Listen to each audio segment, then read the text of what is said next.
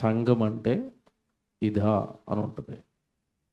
చిన్నదే టైటిల్, కానీ కథ పెద్దది. టైటిల్ చాలా చిన్నది. ఎంత ఉంది? సంఘం అంటే ఇదా. చాలా చిన్నది కదా, ప్రసంగం చాలా పెద్దది. ఈ సంఘం వెనకాల దేవుడి ప్రణాళిక ఎన్ని రాత్రులు చెప్పుకున్నా తరగనంత పెద్దది. సంఘము అంటే ఏంటో, సంఘము వెనకాల సంఘాన్ని స్థాపించిన పరలోకపు తండ్రి, స్థాపించటానికి భూమి మీదకి వచ్చిన ప్రభు అయిన యేసుక్రీస్తుల వారు ఎందుకు దీనిని స్థాపించారో ఈరోజు మీరు వినబోతున్నారు. Very good. అంశంలోనికి వెళ్ళిపోతే, సంఘము అనగానే చాలామందికి సంఘానికి వస్తున్న విశ్వాసులకు సైతం ఈ సంఘం గురించి అవగాహన ఉండదు. సంఘం అనగానే చాలామంది ఎలా ఆలోచిస్తారు అంటే, సంఘం అనగానే మిఖాయిల్ గారు సంఘం అట, వాళ్ళ భార్య గారు ఉంటారు, ఆవిడ ఆయన కలిపి ఆ రేపల్లి ప్రాంతంలో ఒక చిన్న రేక్ షెడ్ వేసి దానికి చుట్టూ కట్టెనలు కట్టారు, అందులోకి మేము వెళ్ళి కూర్చుంటున్నాం, ఇదే మా సంఘం. ఇంతేనా? ఇంతకు మించి ఏమన్నా తెలుసా? ఇంతే కదండి. సంఘం అనగానే చాలామంది ఇలాగ ఆలోచిస్తారు. ఇంకొంతమంది ఎలా ఆలోచిస్తారంటే, వాళ్ళ సంఘం ఏముందండి, ఎప్పుడు పైన రేకులే ఉంటాయి, కింద పట్టాలు ఉంటాయి, వేసవకాలం వేడెక్కిపోతూ ఉంటుంది. ఈ మధ్యకాలంలో మా ఇంటి పక్కన సంఘం కట్టారు, పెద్ద సిలువ పెట్టారు, కింద ఎంత పెద్ద గంట పెట్టారు, లోపలికి వెళ్ళేసరికి మొత్తం ఏసీయే. వేసవకాలం అక్కడ కూర్చుంటుంటే ఎలాగుంది, చల్లగా ఉంది. ఏదో మిఖాయిల్ గారి సంఘం మీద ఆ సంఘం బాగుందండి. ఈ సంఘం మిఖాయిల్ గారిది, ఆ సంఘం ఎవరో కట్టారట, ఆయన పేరు ఏదో ఉంటుంది, ఆయన సంఘం అంటారు. పోనీ సంఘం అంటే ఏమర్థమైంది అంటే, పైన రేకులు, కింద పట్టాలు, అక్కడికి వెళ్ళేసరికి సిలువ, గంట, గోడలు, ఏసీ. ఇదే కదా సంఘం అంటే అర్థమైంది. సంఘం అంటేనండి కట్టడాలు కాదు, సంఘము అనగానే గోడలు కాదు, సంఘము అనగానే రేకులు కాదు, సంఘం అనగానే బిల్డింగ్ కాదు, సంఘము అనగానే మనుష్యులు. అపోస్తలుల కార్యాలు 8వ అధ్యాయము 1వ వచనం. చాలా జాగ్రత్తగా ప్రసంగం వినాలి ఈరోజు. నేను అంతకుముందు చెప్పిన ప్రసంగాలు మీకు ఈజీగా అర్థమైపోయేవి. నేను చెప్తున్న ప్రసంగం నాకే కష్టం. ఇది మీరు చాలా జాగ్రత్తగా ఆలోచిస్తే కానీ అర్థం అవ్వు. అపోస్తలుల కార్యాలు 8వ అధ్యాయము 1వ వచనం. ఆ కాలమందు యెరూషలేములో ఉన్న సంఘమునకు గొప్ప హింస కలిగినందున. సంఘానికి ఏమొచ్చింది? సంఘానికి హింస అంటే గంట, సిలువ, గోడలు పగలగొట్టేశారు. అక్కడ ఏం జరిగిందో బాగా చెప్పండి. ఏం జరిగింది? ఆ రోజు యేసుక్రీస్తుల వారిని నమ్మిన స్త్రీలను పౌలు అనే ఆయన అంతకుముందు సౌలుగా ఉండి ఇంటింట చొచ్చి పురుషులను, స్త్రీలను ఈడ్చుకొని పోతున్నాడట, చెరసాలలో వేయించేస్తున్నాడట, సంఘమును పాడు చేయుచుండెను. అంటే ఇప్పుడు మీరు బాగా నోట్ చేయాలి, సంఘం అంటే గోడలు, గంట, సిలువ కాదు. సంఘం అంటే మనుష్యులు. బాగా వినండి, చిన్న క్లారిటీ. సంఘం అంటే ఏంటి? మనుష్యులు. చెట్టు కింద కూర్చున్న సంఘమే. బాగా వినండి, చెట్టు కింద కూర్చున్న సంఘమే, రేకుల కింద కూర్చున్న సంఘమే, నది ఒడ్డున కూర్చుని ఆరాధన చేసిన సంఘమే, బిల్డింగ్లో కూర్చుని ఏసీ కట్టుకుని అందులో ఆరాధన చేసిన సంఘమే. సంఘము అనగానే భవనాలు, గోడలు కాదు. సంఘము అనగానే మనుష్యులు. వెరీ గుడ్, బాగా అర్థం చేసుకోవాలి. మొదటి పాయింట్ బుర్రలో పెట్టుకోవాలి ఇది. సంఘము అనగానే వ్యక్తులు, మనుష్యులు. ఏమంటే లోకంలో ఒక మంచి సామెత ఉంటుంది, దేశం అంటే మట్టి కాదోయ్, దేశం అంటే మనుషులై. భారతదేశం అంటే ఏంటి? బొమ్మ ఉంటుంది కదా, భారతదేశం బొమ్మ ఇలాగా, అదా భారతదేశం అంటే.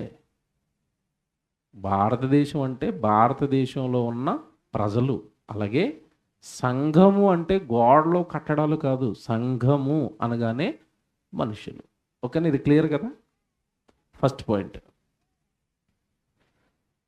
మీరు చాలా జాగ్రత్తగా లోతుగా నా ప్రసంగాన్ని ఆలోచించాలి ఈరోజు. మొదట సంఘం అంటే ఏంటో అర్థమైంది. రెండో పాయింట్ చెప్తున్నాను. సంఘము అనగానే వ్యక్తుల పేర్లు పెట్టి వాళ్ళ సంఘం అని ఎప్పుడైతే మనం మాట్లాడుతున్నామో, అసలు సంఘం అంటే మనకు అర్థం అవ్వలేదు, వాక్యం మనకి రాదు అని అర్థం. తెలుసా? మికాయేలు గారి సంఘం, రెబ్కా గారి సంఘం, సీనన్న సంఘం, ఆదాము గారి సంఘం, మరి గాబ్రియల్ గారి సంఘం అంటున్నారు అనుకోండి. అన్నయ్య ఒక సంఘం నడిపిస్తే అన్నయ్య పేరుతోని మరి మహేష్ అన్న సంఘం అంటున్నారు అనుకోండి, వాక్యం రాదు అని అర్థం. ఎందుకో తెలుసా? సంఘము వ్యక్తులది కాదు. సంఘం ఎవరిదో తెలుసా? యేసుక్రీస్తుది. అపోస్తలుల కార్యాలు బాగా తీయాలి బైబిల్. అపోస్తలుల కార్యాలు 20వ అధ్యాయము 27వ వచనం. అపోస్తలుల కార్యాలు 20వ అధ్యాయము 27, 28. నెమ్మదిగా బైబిల్ చూస్తూ అన్నయ్య చదువుతున్నప్పుడు మీరు బైబిల్ చూడాలి. 27, 28 చదువుతున్నారు. దేవుని సంకల్పం అంతయు మీకు తెలపకుండా అసలు నేనేమి దాచుకోలేదు.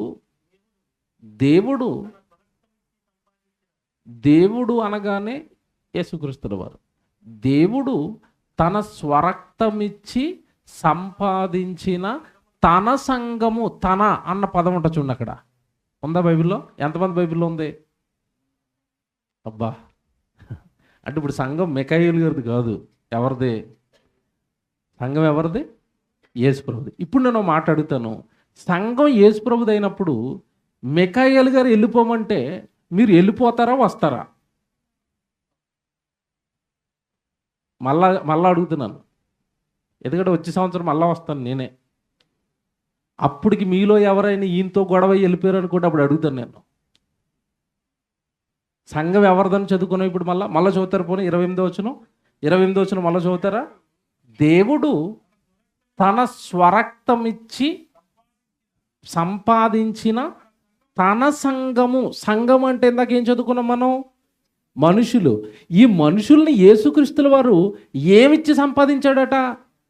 రక్తం ఇచ్చి సంపాదించాడు. అంటే మిమ్మల్ని పట్టుకోవడానికి, మిమ్మల్ని ఇక్కడ కూర్చోబెట్టడానికి యేసు ప్రభు మీకోసం ఏమిచ్చాడు? రక్తం ఇచ్చాడు.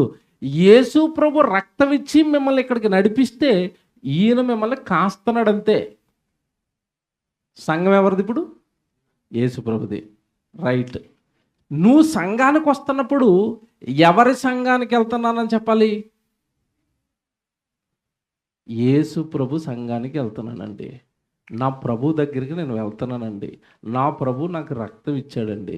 అక్కడికి వెళితే రొట్టె ద్రాక్షారసం టైంలో నా ప్రభు రక్తము, నా ప్రభు దేహము నా దగ్గరికి వస్తుందండి. నా ప్రభు కోసం నేను సంఘానికి వెళ్తున్నాను. బాగా వినాలి. ప్రభు కోసం సంఘానికి వచ్చేటప్పుడు మికాయేలు గారికి మీకు బాగానే ఉంది, ఇదిగో ఈయనకి మీకు గొడవ వచ్చింది. అప్పుడు ఏం చేస్తారు? అన్నయ్య మీరు ఏవైనా చేయండి, మీరంటే నాకు చాలా ఇష్టం. పాస్టర్ గారికి ఎక్కువ తలపోట్లు ఇవే ఉంటాయి. మీరంటే మాకు చాలా ఇష్టం, కానీ ఆయన వస్తే నేను రాను అంటున్నారా? అలాగన్నారు అంటే అసలు మనకి సంఘం ఎవరిదో? ఇంకా ఇప్పుడు గొడవ ఎవరికి? సంఘంలో ఉన్న సహోదరుడికి నీకు అనుకుందాం, గొడవలు రాకూడదు, వచ్చినాయి అనుకుందాం. ఏదో మాట అనుకున్నారు వంట చేసి దగ్గర, ఉప్పు ఎక్కువైంది చేసాం అన్నది ఒక ఆవిడ. ఏ పెద్ద గొడవలు ఏముండవు, ఇవి అన్నీ ఆశ చాక్లెట్ గొడవలు అనమాట.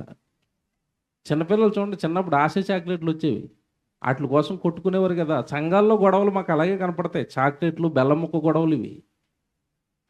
ఈ చాక్లెట్లు, బెల్లం ముక్క గొడవలకి ఏం చేస్తారంటే, ఏం లేదండి, వంట చేస్తున్నారు చోట ఇద్దరు ఆడపిల్లలు, వంట చేస్తూ ఒకళ్ళు ఉప్పు వేస్తున్నారు, ఒకళ్ళు కారం వేస్తున్నారు. ఈవిడ ఉప్పు వేసేసింది, తెలియకుండా ఈవిడ మళ్ళా వేసింది. వంట ఏమైపోయింది? పాడైపోయింది. నువ్వే వేసావు ఉప్పు అన్నది అంతే. ఆ ఉప్పు వేసినందుకు గొడవ వచ్చి ఇప్పుడు సంఘానికి మానేసింది. ఏంటయ్యా సమస్య అంటే, ఆవిడ ఉప్పు వేసేవన్నది కనుక ఆవిడ వస్తే నేను సంఘానికి రాను. ఇప్పుడు ఇంతకీ సంఘానికి నువ్వు ఆవిడ కోసం వస్తున్నావా, యేసుప్రభు కోసం వస్తున్నావా?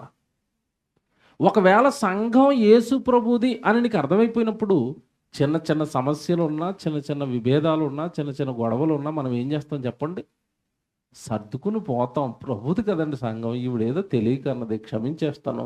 పోనీ క్షమించలేకపోయినా ఆవిడేదో పక్కన కూర్చుంటుంది, పక్కన ఆరాధన చేసుకుంటాను. బాగా వినండి ప్రసంగం. సమస్యలు అనేవి సహజం. ఒక గుంపు, ఒక సమూహం ఒక చోట ఉన్నప్పుడు, 100 మంది ఒక చోట ఉన్నప్పుడు అభ్యంతరాలు అనేవి రాక వస్తాయి. కానీ ఎవని వలన అభ్యంతరం వస్తుందో వానికి శ్రమ. జాగ్రత్త అన్నాడు. మన వల్ల సంఘానికి అభ్యంతరం రాకూడదు, మన వల్ల సహోదరునికి అభ్యంతరం కలగకూడదు. మనం అభ్యంతరం కలిగిస్తే స్వరక్తమిచ్చి సంపాదించిన సంఘానికి అతడు దూరం అయిపోతుంటే నీకు బాగానే ఉంటుంది, కానీ రక్తం ఇచ్చిన ఆయనకి ఏముంటుంది? బాధ ఉంటుంది. అందుకే అంటున్నాడు, తన స్వరక్తం ఇచ్చి సంపాదించిన తన సంఘము. సంఘం మొదటిది ఎవరిది? నేను చెప్పే పాయింట్లన్నీ చివరిలో అడుగుతాను. మొదటి పాయింట్ మీకు ఏం చెప్పాను? సంఘం అనగానే గోడలు కాదు, సంఘం అనగానే మనుషులు.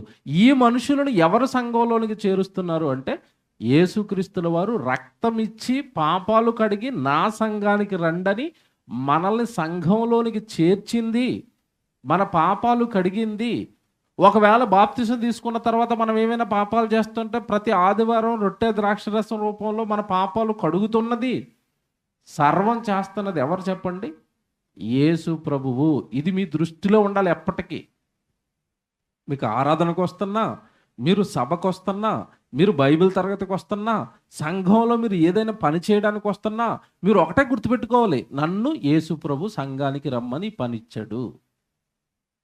యేసు ప్రభు పని చేస్తున్నాను, యేసు ప్రభు కోసం పాట పాడుతున్నాను, యేసు ప్రభు కోసం వంట చేస్తున్నాను, యేసు ప్రభు రక్తం తీసుకోవడానికి వెళుతున్నాను, యేసు ప్రభు వాక్యం వినడానికి వెళుతున్నాను, యేసు ప్రభు పని చేయడానికి వెళుతున్నాను, యేసు ప్రభు కోసం కుర్చీ లేయడానికి వెళుతున్నాను, యేసు ప్రభు కోసం వంట చేయడానికి వెళుతున్నాను, యేసు ప్రభు కోసం మందిరాన్ని శుభ్రం చేయడానికి వెళుతున్నాను. మీరు మాట్లాడితే మీ మదిలో ఎప్పుడు సంఘము అనగానే ఎవరికి జ్ఞాపకం రావాలి? యేసు ప్రభు. అప్పుడు ఎవరైనా సంఘానికి మానేయాలనిపిస్తుందా? ప్రభు అనగానే ఎవరండి? జ్ఞాపకం వస్తేనే బాధేస్తుందండి, జ్ఞాపకం వస్తేనే ఆయన మీద ప్రేమ పుడుతుందండి. యేసు ప్రభువు అన్న మాటలోనే తెలియని ఏదో భయము, భక్తి, ప్రేమ మనకి కలుగుతుందండి. సంఘాలు పాడైపోవడానికి గల కారణం అండి, సంఘము ఎవరిదో తెలియకపోవటం. సంఘం ఎవరిది? దేవుడు తన స్వరక్తమిచ్చి సంపాదించిన తన సంఘం. సంఘం ప్రభుది. సంఘము ప్రభుది. కాయడానికి దాసులుగా ఆయన్ని కానీ నన్ను కానీ, హైదరాబాద్లో సంఘాన్ని కాయడానికి నన్ను దాసుడుగా, ఇక్కడున్న సంఘాన్ని కాయడానికి ఆయన దాసుడుగా, అలాగా వేదిక మీద ఉన్న ఈ దైవజనులందరినీ ఆయా ప్రాంతాలలో ఉన్న తన సంఘాన్ని కాయడానికి దాసులుగా పెట్టాడంతే. సంఘం మాత్రం ఎవరిది? యేసుక్రీస్తుది. ఇది మీరు ఎప్పటికీ మరిచిపోకూడదు. ఓకే? సంఘం అనగానే మనుషులు, సంఘం ఎవరిది? యేసుక్రీస్తుది. ఇప్పుడు చెప్తాను అసలుది, జాగ్రత్తగా వినండి. ఇప్పుడు ఇది ఎన్నో యానివర్సరీ అని అడిగితే ఆ 2వ యానివర్సరీ లేదంటే 3వ యానివర్సరీ అని చెప్తారు. ఏమండి? 2 సంవత్సరాలు అయింది, 3 సంవత్సరాలు అయింది ఈ ప్రాంతంలో సంఘాన్ని ప్రారంభించి అని చెప్తారు. అయితే ఇక్కడ మీరు గమనించవలసింది ఒకటి ఉంది, కొంచెం లోతుగా ఆలోచించాలి ఈ సంగతి.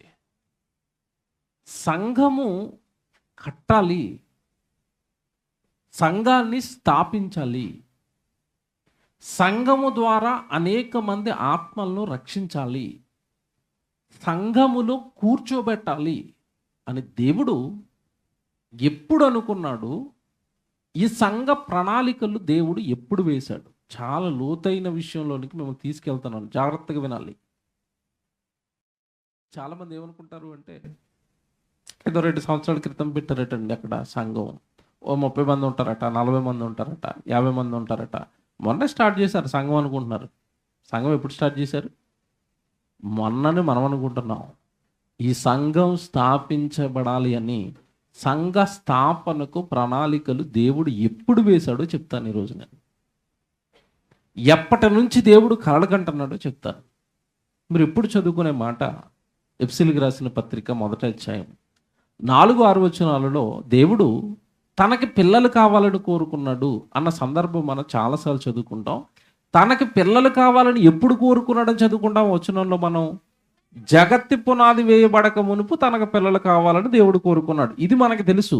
కానీ ఆ పిల్లలు దేని ద్వారా పిల్లలుగా మారాలని కోరుకున్నాడో మనకు తెలియదు ఎంతకాలం. ఇప్పుడు చదువుతాను, జాగ్రత్తగా వినండి. అక్కడ ఏమండి, ఎఫెసీయులకు రాసిన పత్రిక 1వ అధ్యాయము 4-6 వచనం చదువుతాం జాగ్రత్తగా. ఎట్లనగా తన ప్రియుని యందు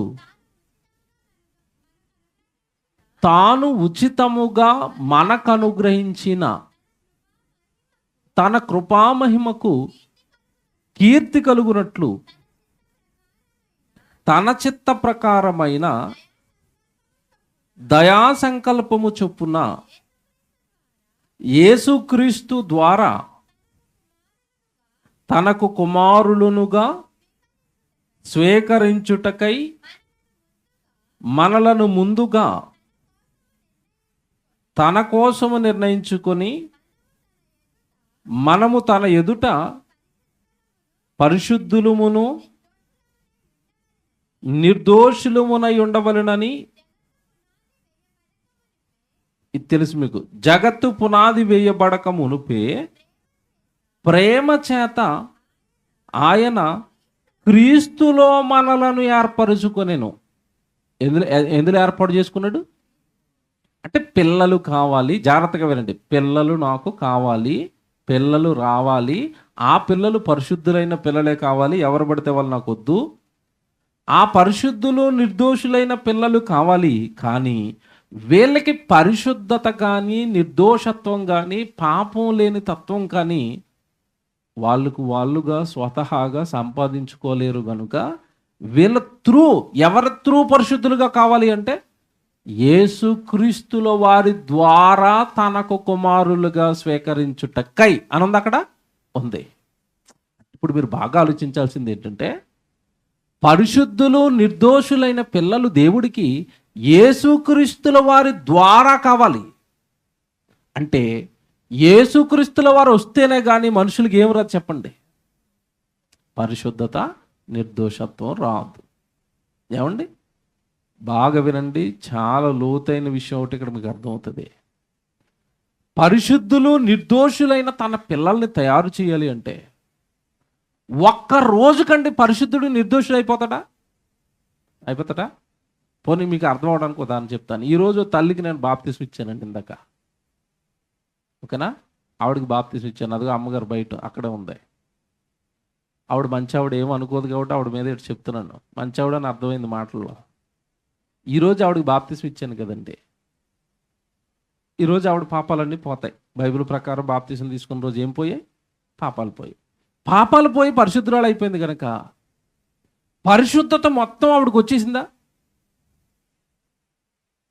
పాపానికి అలవాటు పడిన చెయ్యి, పాపానికి అలవాటు పడిన చూపు, పాపానికి అలవాటు పడిన నోరు టైం వచ్చేసరికి లేస్తూనే ఉంటాయి, ఆగుతాయా? ఈరోజు పాపాలు పోయాయి, ఇప్పటి వరకు ఆవిడ చేసిన పాపాలు పోయాయి. రేపటి నుంచి పొరపాటున నోరు బూతులాడేసింది. బూతులాడటం బైబిల్ ప్రకారం ఏంటి చెప్పండి? మరి దాని సంగతి ఏంటి? అవి ఎలా పోవాలి? కన్ను పాపం చేస్తుంది, ఎలా పోవాలి? చేతులు పాపం చేస్తున్నాయి, ఎలా పోవాలి? కాళ్ళు పాపం చేస్తున్నాయి, ఎలా పోవాలి? మనసులో ఉన్న తలంపులు, ఆలోచనలు, తప్పుడు ఆలోచనలు ఆలోచిస్తుంది. తప్పుడు ఆలోచనలు, దురాలోచనలు కూడా దేవుడికి పాపమేనా? పాపమే. ఆ తలంపులు ఎలా పోవాలి? ఆ ఆలోచనలు ఎలా పోవాలి? అవతల వాడిని డైరెక్ట్గా తిట్టలేక అప్పుడప్పుడు లోపల తిట్టేసుకుంటాం మనం. డైరెక్ట్గా తిడతాడు, కొట్టేస్తాడేమోనని భయం, లోపల తిట్టుకుంటాం. ఆ లోపల తిట్టుకోవడం కూడా పాపమేనా? పాపమే. ఇవన్నీ ఎలా పోవాలి? నాకు బాగా ఆలోచించి చెప్పాలి. ఇవన్నీ ఎలా ఆగుతాయి? ఇవన్నీ నెమ్మదిగా మనుషుల్లో నుండి పోవాలంటే ఏం జరగాలి నాకు చెప్పండి. యేసుక్రీస్తుల వారి ద్వారా తనకు పరిశుద్ధులు నిర్దోషులు కావాలనుకుని కోరుకున్న తండ్రి ఏం చేశాడో తెలిసిండి? ఒకే రోజు వీళ్ళని పరిశుద్ధులుగా నీతిమంతులుగా తయారు చేయటం కష్టం గనుక వీళ్ళకు ఒక కర్మాగారం కట్టాలి,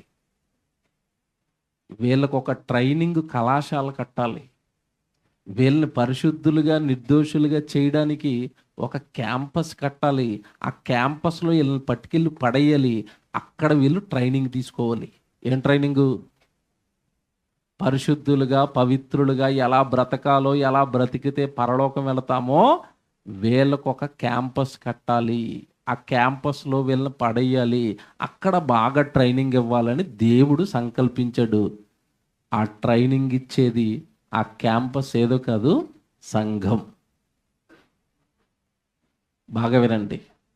పరిశుద్ధులు నిర్దోషులైన పిల్లలు యేసుక్రీస్తుల వారి ద్వారా కావాలి అంటే అది పరిశుద్ధత కానీ నీకు పవిత్రత కానీ నువ్వు ఇండివిజువల్గా ఉంటే రాదు. బైబిల్ రాక చాలామంది ఇలాగే ఉంటారు, బయట తిరుగుతూ ఉంటారు సంఘానికి రాకుండా. చాలా ప్రమాదంలో ఉన్నారు మీరు, వాక్యం తెలీదు.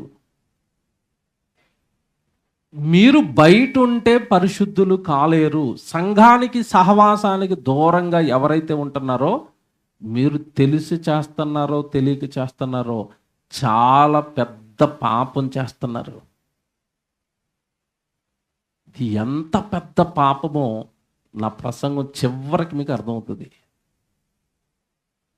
సంఘం దేవుడు కోరుకున్న ఒక ట్రైనింగ్ ఇవ్వడానికి దేవుడు కట్టిన ఒక ఎలాంటిదంటే శిక్షణ కర్మాగారం ఇది. పరిశుద్ధత నిర్దోషత్వం ఏర్పడడానికి సంఘంలో నువ్వు ఖచ్చితంగా ఉండాలి. సంఘం అనగానే మనుషులు, సంఘాన్ని స్థాపించడానికి ప్రాణం రక్తం ఇచ్చింది యేసుక్రీస్తుల వారు. సంఘానికి ఓనర్ యజమాని ఎవరు? యేసు ప్రభు. ఇప్పుడు ఈ సంఘానికి నేను చేర్చింది ఎవరో తెలుసా? బాగా ఆలోచించి చెప్పండి. సంఘానికి చేర్చింది ఎవరు? మనం చాలామంది అంటాం, ఆయనండి పాపం అలా తీసుకెళ్ళాడండి మమ్మల్ని, ఆయన తీసుకెళ్ళకపోతే మేము అలా పోయేవాళ్ళం. ఆయన తీసుకెళ్ళిన మాట వాస్తవమే. ఆయన్ని తీసుకెళ్ళమని నీకు ఆయన అరేంజ్ చేసింది ఎవరో తెలుసా? యేసు ప్రభు. అపోస్తలుల కార్యాలు బైబిల్ చూసుకోండి. సంఘంలోనికి మనల్ని ఎవరు చేరుస్తారంటేనండి, మనం అనుకున్న ఎవరు ఈయన చేర్చాడు, ఆయన తీసుకెళ్ళాడు, ఈయన తీసుకెళ్ళాడు అని మనం అనుకుంటాం. కానీ అసలు మనల్ని చేరుస్తున్నది ఎవరు అంటే యేసు ప్రభు. 45వ వచనం అండి, 2వ అధ్యాయం అపోస్తలుల కార్యాలు 45. ఈ సంఘం ఏర్పడింది మీకు తెలుసు కదా. పైన 2వ అధ్యాయంలో 41, 42లో సంఘం ఏర్పడింది. అప్పుడే 3000 మంది బాప్తీసం తీసుకుని సంఘం ఏర్పడింది. ఏర్పడిన ఈ సంఘం ప్రతిదినము ప్రార్థనలు పెట్టుకుంటూ వెళ్ళిపోతున్నారు, దేవుడు పని చేసుకుంటూ వెళ్ళిపోతున్నారు. ఎప్పుడైతే దేవుడు పని చేసామో అక్కడికి వచ్చిన వాళ్ళు వాక్యం వింటున్నారు. ఆ వాక్యం విన్న వాళ్ళు మళ్ళీ బాప్తీసం తీసుకుంటున్నారు. సంఘం అనేది అభివృద్ధి చెందుతుంది. ఒకరి నుంచి ఒకరికి ఈ సువార్త అనేది వెళ్ళిపోతుంది, ఈ సత్యం అనేది వెళ్ళిపోతుంది. దేవుడు ఉన్నాడట, ఆయన పిల్లలమట, మనం పాపం చేస్తే నరకానికి వెళ్ళిపోతామట, మన తండ్రి పరలోకంలో ఉన్నాడట, ఆ తండ్రి దగ్గరకు మనల్ని చేర్చడానికి ప్రభు అయిన యేసుక్రీస్తుల వారు చనిపోయారట, ఆయన నామంలోనే రక్షణ దొరుకుతుందట, ఆయన దగ్గరికి వెళితేనే మన పాపాలు పోతాయట, ఆయన దగ్గరికి వెళితేనే మన బ్రతుకులు బాగుపడతాయట అన్న వార్త సంఘం ఏర్పడిన తర్వాత సంఘస్థులు తీసుకెళ్తున్నారు. దీన్ని జాగ్రత్తగా వినండి. సేవ ఎవరు తీసుకెళ్తున్నారు? సంఘస్థులు. ఈ కాలంలో సంఘస్థులు ఎలా ఉంటారు తెలుసా? సేవ ఎవరు చేయాలి? పాస్టర్ గారు చేసుకుంటారు, మాకేం పని, మేము వెళ్ళి వస్తాం ఆదివారం గుడికి, అంతే కదండి. ఇక్కడ సేవ జరిగిస్తున్నది సంఘస్థులు. అయ్యా ఈ వారం మా ఇంటి దగ్గర ప్రార్థన పెట్టేస్తాను, మా ఇంటి దగ్గర ప్రార్థన పెట్టేసి మా కాలనీ వాళ్ళందరినీ పిలిచేస్తాను, మీరు వాక్యం చెప్పడానికి రండి. మీరు ఎలాంటి ప్రసంగం చెప్తారో నాకు తెలీదు, 2-3 మారిపోవాలి, భోజనాల ఖర్చు అంతా మాది, అరేంజ్మెంట్లు అంతా మావి, మా ఊరు మారిపోవాలా, మా పక్క ఊరు మారిపోవాలా, మా కాలనీ మారిపోవాలా అని సంఘంలోనికి వచ్చిన వ్యక్తులు బయట ఉన్న వ్యక్తులను మార్చటానికి పనెత్తుకున్నారు తొలి శతాబ్దంలో సంఘం. ఈ మధ్యకాలంలో బోధకులు సంఘాలను ఎలా తయారు చేశారంటే, మీరు ఆదివారం రండి, మీకు బాధలు ఏమైనా ఉంటే చెప్పుకోండి, మీ రోగాలు పోతాయి, మీ నొప్పులు పోతాయి, మీ సమస్యలు పోతాయి, మీరు మాకు దశంభాగాలు ఇచ్చాలండి, మీరు మాత్రం హాయిగా ఇంట్లో పడుకోండి, మీకోసం మేము ప్రార్థన చేస్తూ ఉంటాం. ఇదో రకం. ఇది ఏటో మరి ఎక్కడుందో తెలియదు బైబిల్లో. ఇది తొలి శతాబ్దంలో ఉన్న సంఘస్థులు సేవ చేస్తున్నారు. సంఘంగా ఏర్పడిన వాళ్ళు చూస్తారా మీరు? 42వ వచనం చూడండి. వీరు అపోస్తులుల బోధ యందును, రెండో పదం ఏముంది అక్కడ? సహవాసంలోనూ ఉండాలి. ఇంట్లో కూర్చొని లైవ్ చూసుకుని రొట్టె ద్రాక్షాసం ఇంట్లో చేసుకుంటున్నారట చాలామంది. ఇదేంటిది? యూట్యూబ్ ఆరాధనలు ఏంటివి? దేవదూత ఆరాధనలు అయిపోతాయి ఇవి. సహవాసంలో ఉండాలి. పరిస్థితులు అనుకూలంగా లేనప్పుడు, ఇప్పుడు కరోనా లాంటి టైంలో అయితే సరిపోతుంది ఇంట్లో కూర్చుని ఆరాధన. సంఘం కూడుతుంది, ప్రభు అక్కడికి వస్తున్నాడు, ప్రభు సంఘం అది, నేను ఇంట్లో ఎలా ఉండిపోతాను? భయం లేదా? తొలి శతాబ్దంలో ఉన్న, ఏమండి ఒక మాట చెప్పనండి, తొలి శతాబ్దంలో ఉన్న సంఘానికి భయం ఉందండి. ఇప్పుడున్న సంఘానికి భయం లేదు. భయం అనగానే దేవుడు భయం లేదంటున్నాను నేను. వ్యక్తిని బట్టి భయపడకూడదు. సంఘానికి వెళ్ళకపోతే పాస్టర్ గారు ఏమంటారు? ఆయనకి భయపడి మీరు సంఘానికి రాకూడదు. ఎవరికి భయపడి రావాలి? సంఘం ఎవరిదని చెప్పాను? యేసుక్రీస్తు సంఘం కనుక యేసుక్రీస్తు అడుగుతాడేమో ఒక వారం ఆదివారం ఆరాధనకి వెళ్ళకపోతే ఆ భయం లేదు ఈరోజు. అందుకే అక్కడ ఎంత బాగా చెప్తాడంటే, వీరు అపోస్తులుడు బోధ యందును, సహవాసమందును, రొట్టె విరుచుట యందును, ప్రార్థన చేయుట యందును ఎడతెగక ఉండిరి. అప్పుడు ప్రతి వానికి భయము కలిగెను. ఉందా బైబిల్లో?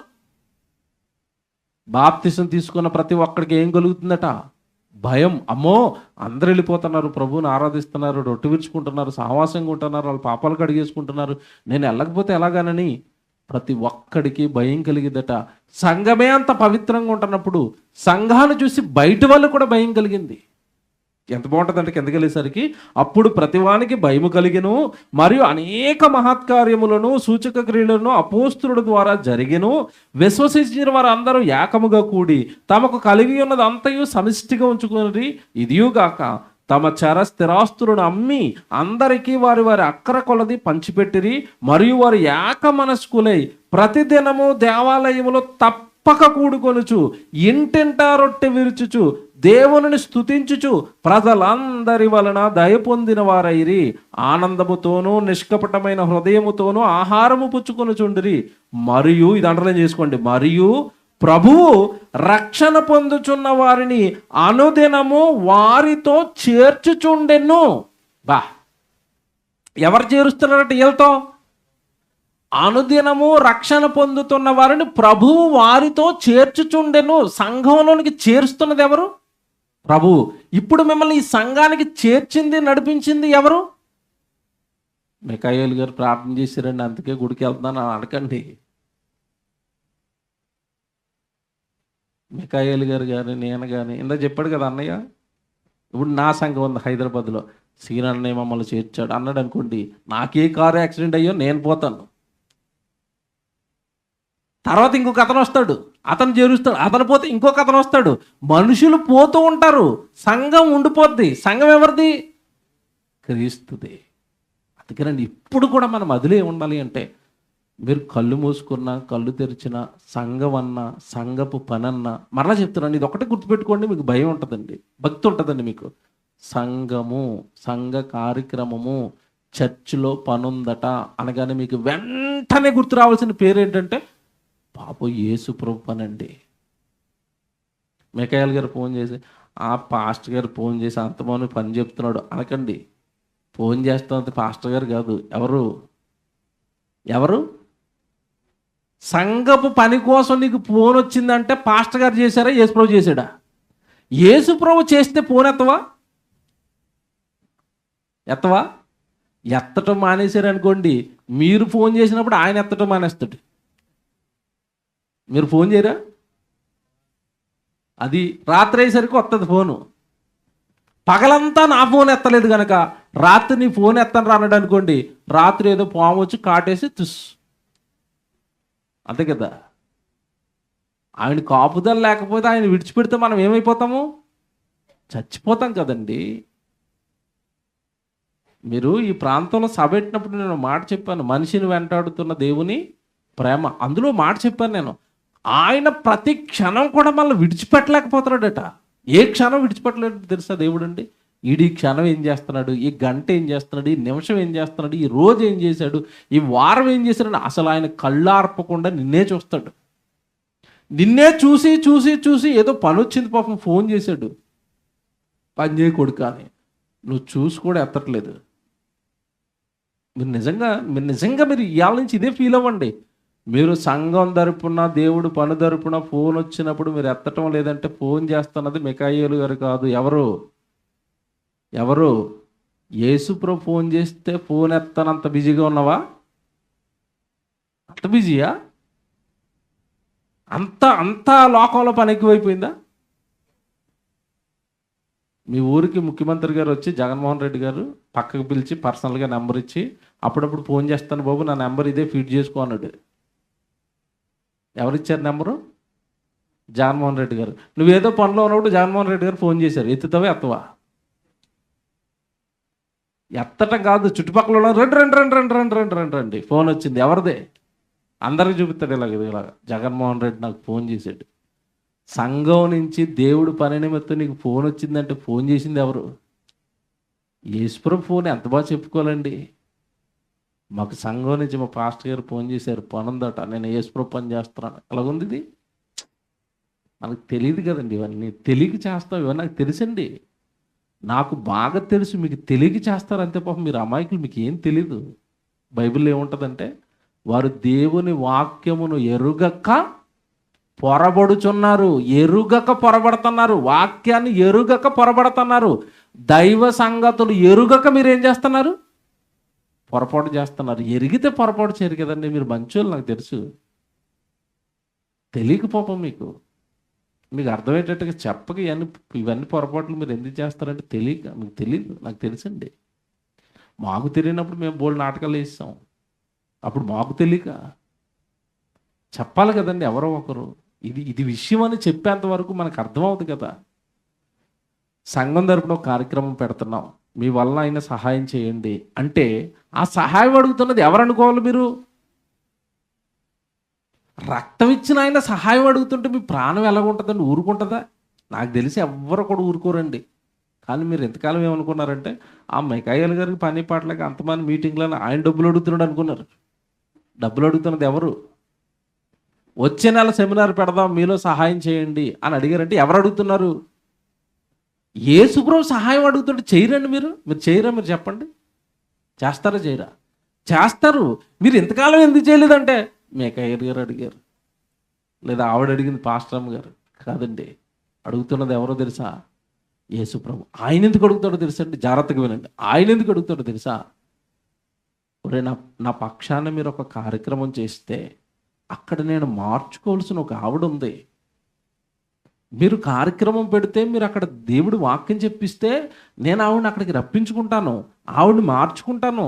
నా కార్యక్రమం పెట్టండి అని ఎవరు అడుగుతున్నారు మిమ్మల్ని? ఏమంటే రక్తం ఇచ్చిన ఆయన అడుగుతుంటే చేయకపోవడం అంటే మనకి ఏమైనా సంఘం అంటే అర్థమైందా? మీరు చెప్పండి, అర్థమైందా? సంఘం క్రీస్తుది.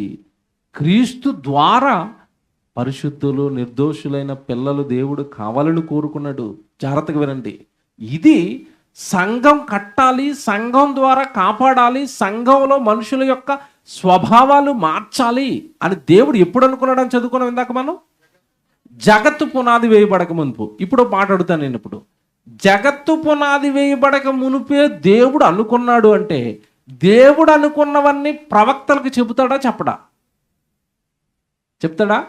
చెప్తాడు. అయితే యేసుక్రీస్తుల వారు పుట్టిన తర్వాత సంఘం ఏర్పడిందని మనం అనుకుంటున్నాం. యేసు ప్రభు పుట్టక మునుపే ప్రవక్తలందరూ కూడా యేసుక్రీస్తుల వారు కట్టబోయే సంఘం కోసం ఎదురు చూశారు. యేసు ప్రభు వస్తాడటండి, సంఘం కడతాడట. ఆ సంఘంలో భయంకరులను, నక్సలైట్లను, టెర్రరిస్టులను, వ్యభిచారులను, దొంగలను, రౌడీల్ని మార్చేస్తాడటండి. ఆయన ఎలా మారుస్తాడో, అసలు ఎలా చేస్తాడు ఈ కార్యక్రమం మేము చూడాలనుకుంటున్నామని ప్రవక్తలు, రాజులు, నీతిమంతులు అందరూ కూడా యేసుక్రీస్తుల వారు కట్టబోయే ఈ సంఘం కోసం ఎదురు చూశారు అని యేసుప్రభు చెప్పాడు. ఒకసారి లూకాసు వార్త మీరు తీయండి. యేసుప్రభు చెప్తున్నాడు ఈ మాట. ఇగో నేను కట్టబోయే సంఘాన్ని మీరు కల్లారా చూస్తున్నారు. ఎవడొకప్పుడు అపోస్తులు, శిష్యులు ఆ సంఘంలోకి ఎంటర్ అయ్యారు ప్రభు ద్వారా. ఇగో ఇప్పుడు మీరు వింటున్న సంగతులు కానీ, నేను చేస్తున్న కార్యక్రమాలు, ఈ అద్భుతాలు కానీ, సూచక క్రియలు కానీ ఇలా కట్టి దేవుడు రాజ్యాన్ని నేను నిలబెడుతున్నాను కదా, ఇందులో ఉన్న మీరు అదృష్టవంతులు. దీన్ని చూడాలని చాలామంది ఎదురు చూశారు, కానీ వాళ్ళకి అవకాశం దక్కలేదు. సంఘంలోనికి వచ్చిన మీరు చాలా ధన్యులు అని యేసు చెప్తున్నాడండి. లూకాసు వార్త 10వ అధ్యాయం 23వ వచనం చూడండి. లూకాసు వార్త 10వ అధ్యాయం 23వ వచనం. అప్పుడు ఆయన తన శిష్యుల వైపు తిరిగి, మీరు చూచుచున్న వాటిని చూచు కన్నులు ధన్యములైనవి. తర్వాత అనేక మంది ప్రవక్తలను, జాగ్రత్త చదవండి, ఎంతమంది అట? అనేక మంది ప్రవక్తలను, రాజులను మీరు చూచుచున్నవి చూడగోరి చూడకయు, వాళ్ళు చూడకుండానే వెళ్ళిపోయారట. మీరు చూస్తున్న వాటిని చూడగోరు చూడకయు. దావీదు చూడాలనుకున్నాడు, యెషయా గారు చూడాలనుకున్నాడు, మోషే గారు చూడాలనుకున్నాడు, అబ్రహాము చూడాలనుకున్నారు, కానీ వాళ్ళకి ఆ భాగ్యం లేదు. చూడాలనుకుని చూడగోరకుండానే వాళ్ళు వెళ్ళిపోయారు. తర్వాత మాట చూడండి, వినగోరి వెనకయు ఉండిరని మీతో నిశ్చయముగా చెప్పుచున్నానని. ఏకాంతంగా పక్కకి తీసుకెళ్లి, శిష్యులారా మీరు ఏమనుకుంటున్నారు, మీకు దక్కిన భాగ్యం ఏమనుకుంటున్నారు, ప్రభు అయిన యేసుక్రీస్తుల వారి వెనకాల తిరగటం అంటే ఏంటనుకుంటున్నారు?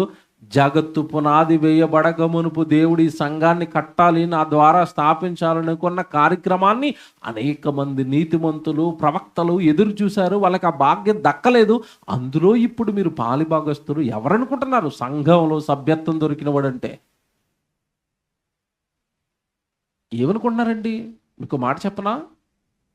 సంఘంలోనికి వచ్చి బాప్తిసం తీసుకుని సభ్యత్వం దొరికిన వాడు ఎలా ఫీల్ అవ్వాలో తెలుసండి? ఎలా ఫీల్ అవ్వాలో తెలుసా? ఈ సంఘంలో నాకు సభ్యత్వం దొరికింది అన్నవాడు ఎలా ఫీల్ అవ్వాలో తెలుసా? స్కూల్లో చదువుకున్నప్పుడు మీకు తెలియదు కదా, పిల్లలు స్కూల్లో చదువుకున్నప్పుడు మంచి మార్కులు వచ్చినాయి అనుకోండి, టాప్ ర్యాంక్ వచ్చింది అనుకోండి, అతనికి సీట్ ఎక్కడ వస్తుంది? మంచి కాలేజీలో ఫ్రీ సీట్ వస్తుంది, మంచి మార్కులు వస్తాయి. అలా కాకుండా 35 మార్కులకే పాస్ అయిపోయాడు, సీట్ వస్తుందా? రాదు. అలాంటప్పుడు ఎవరైనా ఒక వ్యక్తి వచ్చి, నువ్వు 35 మార్కులకి పాస్ అయినా పర్వాలేదు బాబు, పెద్ద యూనివర్సిటీలో నీకు ఫ్రీ సీట్ అన్నాడు అనుకోండి, ఆ ఫీలింగ్ ఎలాగుంటుంది చెప్పాలి నాకు? ఎలాగుంటుంది? ఏంటి నా 35 మార్కులకి ఆ యూనివర్సిటీలో సీటా, అక్కడ మళ్ళీ అది ఫ్రీగానా? అమ్మో ఎంత భాగ్యం అండి నాకు. పిల్లల్ని అడగని చెప్తారు వాళ్ళ ఫీలింగ్ ఎలాగుంటుందో. ఇటు అమ్మ నాన్నలకి చెప్పలేరు అక్కడ నాకు సీట్ కావాలని, ఎందుకంటే అక్కడ లక్షల ఫీజు ఉంటుంది, వీళ్ళ అమ్మ నాన్నలు కట్టలేరు. వీళ్ళకి అక్కడ చదువుకోవాలని ఉంటుంది, వీళ్ళకి చెప్పలేరు, ఎందుకంటే వీళ్ళు డబ్బులు కట్టలేరు. చివరికి ఇష్టం లేకపోయినా గవర్నమెంట్ స్కూళ్ళకు అలాగ మొహం జిడ్డుగా వేసుకుని అలాగే వెళ్ళి వస్తూ ఉంటారు వీళ్ళు. పిల్లలకి అర్థమవుతుంది అది. ఒక మంచి యూనివర్సిటీలో సీట్ వచ్చి చదువుకుంటుంటే ఎంత బాగుంటుందో. ఇది మీకు అర్థమవుతారంటే సంఘంలో సభ్యత్వం దొరకటం అంటే ఏంటో తెలుసా? బాప్తిసం తీసుకుని యేసుక్రీస్తుల వారి ద్వారా సంఘంలోనికి చేర్చబడటం అంటే ఏంటో తెలుసా? జగత్తు పునాది వేయబడక మునుపు దేవుడు ఏర్పాటు చేసిన దానిలోనికి నువ్వు ఎంటర్ అయ్యావు. ఏంటండి ఇది? బాగా ఆలోచించండి మీరు లోతుగా. జగత్తు పునాది వేయబడక ముందు దేవుడు ఏర్పాటు చేసిన ఏర్పాటులో, ప్రవక్తలు చూడాలనుకున్న దాంట్లో, అనేక మంది చూడలేకపోయిన దాంట్లో నువ్వు ఈరోజు సభ్యుడివి. ఈ సంఘంలో, క్రీస్తు రాజ్యంలో యేసుక్రీస్తుల వారు చేర్చగా వచ్చావు అంటే అసలు ఏంటంటే నిజంగా మీరు లోతుగా ఆలోచిస్తే, నేను ఇంత గొప్ప భూమి మీద కొన్ని కోట్ల మంది ఉన్నారండి, అందరికీ భాగ్యం దక్కిందా? ఇందాక నేను చాలా ఆనందపడ్డాను. ఆవిడ మీ పాస్టర్ గారి పరిస్థితి అలా ఉంది, ఆవిడ వచ్చి అంటుంది నేను బాప్తీసం తీసుకోవాలంటుంది. ఇప్పుడు ఆవిడకి ఇవ్వకపోతే ఎలాగా? ఈ రాజ్యంలోనికి ఆవిడని చేర్చకపోతే ఎలాగా? ఈరోజు ఆవిడ అధికారపూర్వకంగా దేవుడు ఏర్పాటు చేసిన సంఘంలో, ఈ రాజ్యంలో మెంబర్ ఆవిడ. అదే చిన్నది కాదు అది, ఆ భాగ్యం. మనం అనుకోవచ్చు ఏదో అలా గోదావరిలోకి తీసుకెళ్ళి ముంచారండి, ఏదో జరిగిందంటే అనుకుంటాం మనం, మనకన్నా తెలియదు కదా. దేవుడు ఏర్పాటు చేసిన అనాది సంకల్పంలో భాగమై రాజులు, ప్రవక్తలు, నీతిమంతులు ఎదురు చూసిన దాంట్లో మీరు ఇప్పుడు ఎంటర్ అయ్యారు కనుక మీరు ఎవరంటున్నాడు యేసుప్రభు ఆ రోజు శిష్యుల్ని? మీరు ధన్యులైపోయారంటే వాళ్ళు ధన్యులే. అదే సంఘంలోనికి చేర్చబడిన మనం కూడా ఈరోజు ఎవరు చెప్పండి? ధన్యులు. ఇప్పుడు చెప్తాను అసలుది.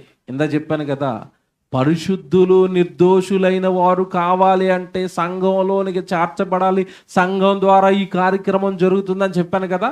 అసలు దీని గురించి దేవుడు వేసిన ప్రణాళిక చెప్తాను, ఇప్పుడు జాగ్రత్తగా వినండి. యెషయా గ్రంథంలో ఈ ఏమంటే డిసెంబర్ మాసం అంతా చదువుతారు కానీ అసలు అర్థం అవ్వలేదండి. అందులో ఈ నెల అంతా ఏ పండుగ జరుగుతుంది మనకి? క్రిస్మస్ పండుగ.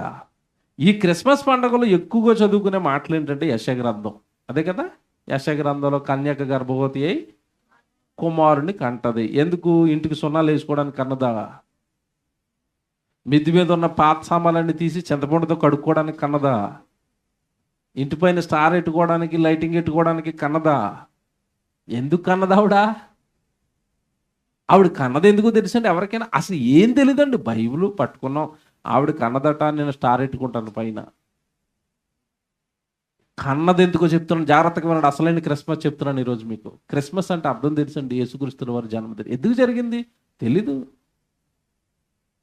ఆ జన్మ వెనకాల ఎన్ని కష్టాలు ఉన్నాయి తెలీదు.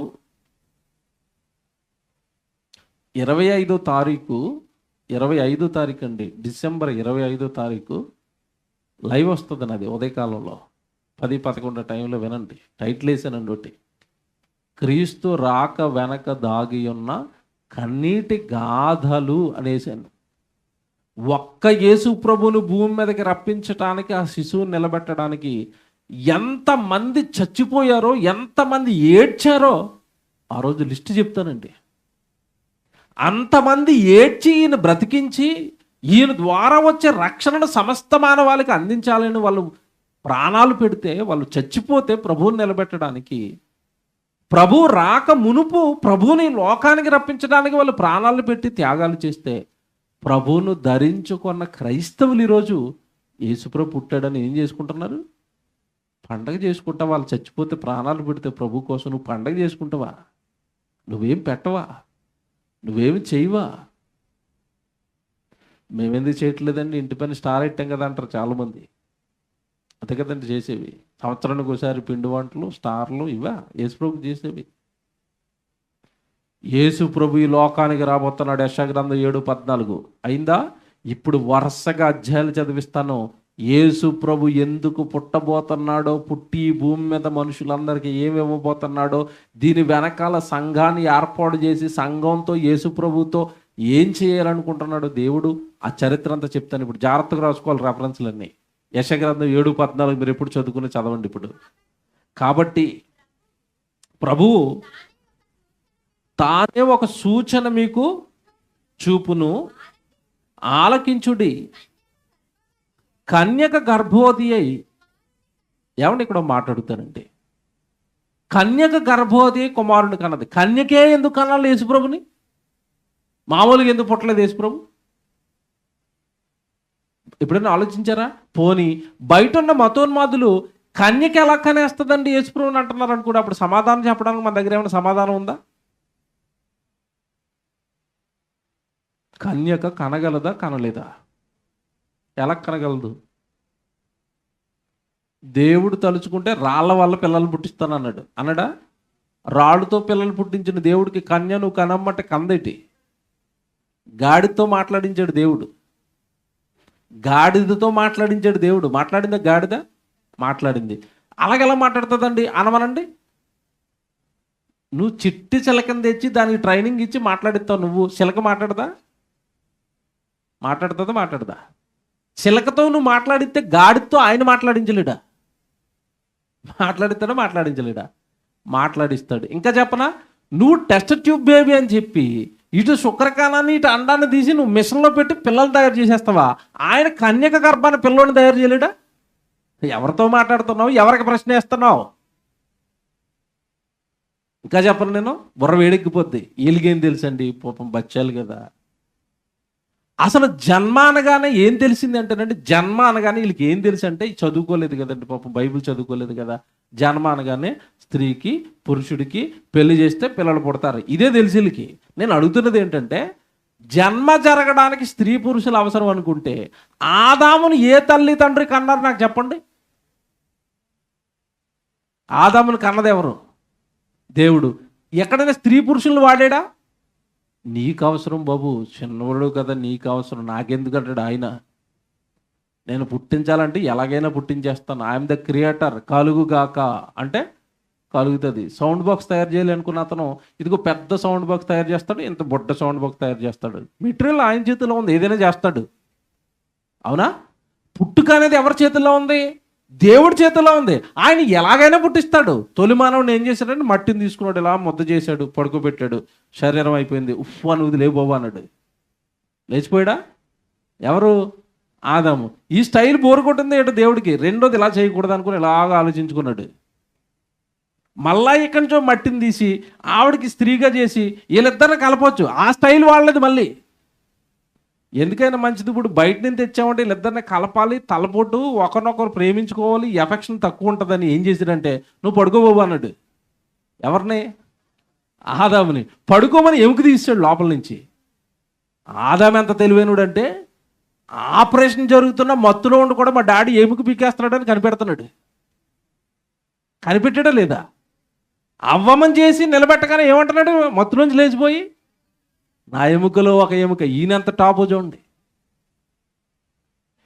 నా ఎముక కనుక వచ్చేయమ్మ అన్నాడు. బట్టితో చేశాడు అనుకోండి, ఎవరివిడా అంటాడు. దేవుడు ఎంత తెలివైనడు చూసారా? వీళ్ళిద్దరూ కలవాలంటే, వీళ్ళిద్దరికి బాండింగ్ ఏర్పడాలంటే, వీళ్ళిద్దరూ ప్రేమించుకోవాలంటే, వీళ్ళిద్దరూ ఏక శరీరం అయిపోవాలంటే మరలా మట్టితో చేశానంటే టైం పడుతుంది. ఈయనలోంచే పీకేసాను అనుకోండి, నా ఎముకని కలిపేసుకుంటాడు. మీకు ఇది అర్థం అవ్వలేదేమో, ఇంకా చెప్తాను, బాగా ఆలోచించండి. పిల్లలు మనం కంటున్నాం కనుక నా బంగారం, నా కొండ అంటున్నాం. అలా కాకుండా దేవుడు పిల్లల్ని ఎక్కడో ఒకటి తయారు చేయించి ఒక్కొక్కడికి ఇద్దరు పిల్లల నుంచి పెంచండి అన్నాం అనుకోండి, కోడి పిల్లల్ని పెంచినట్టు పెంచుతాం మనం. ఎంగిలి పడేయటం, మిగిలిపోని పడేయటం.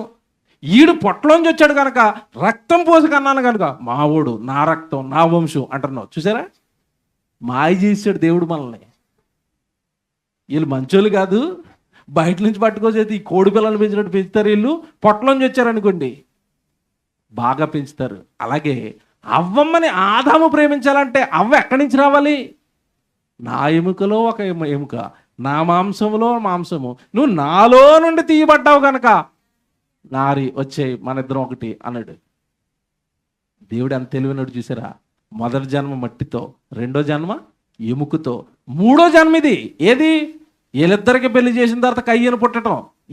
ఈ ఇందాక అన్నాను కదా, ఈ బాబులు బచ్చాలకి ఈ మూడోదో తెలుసు, మొదట రెండు తెలీదు.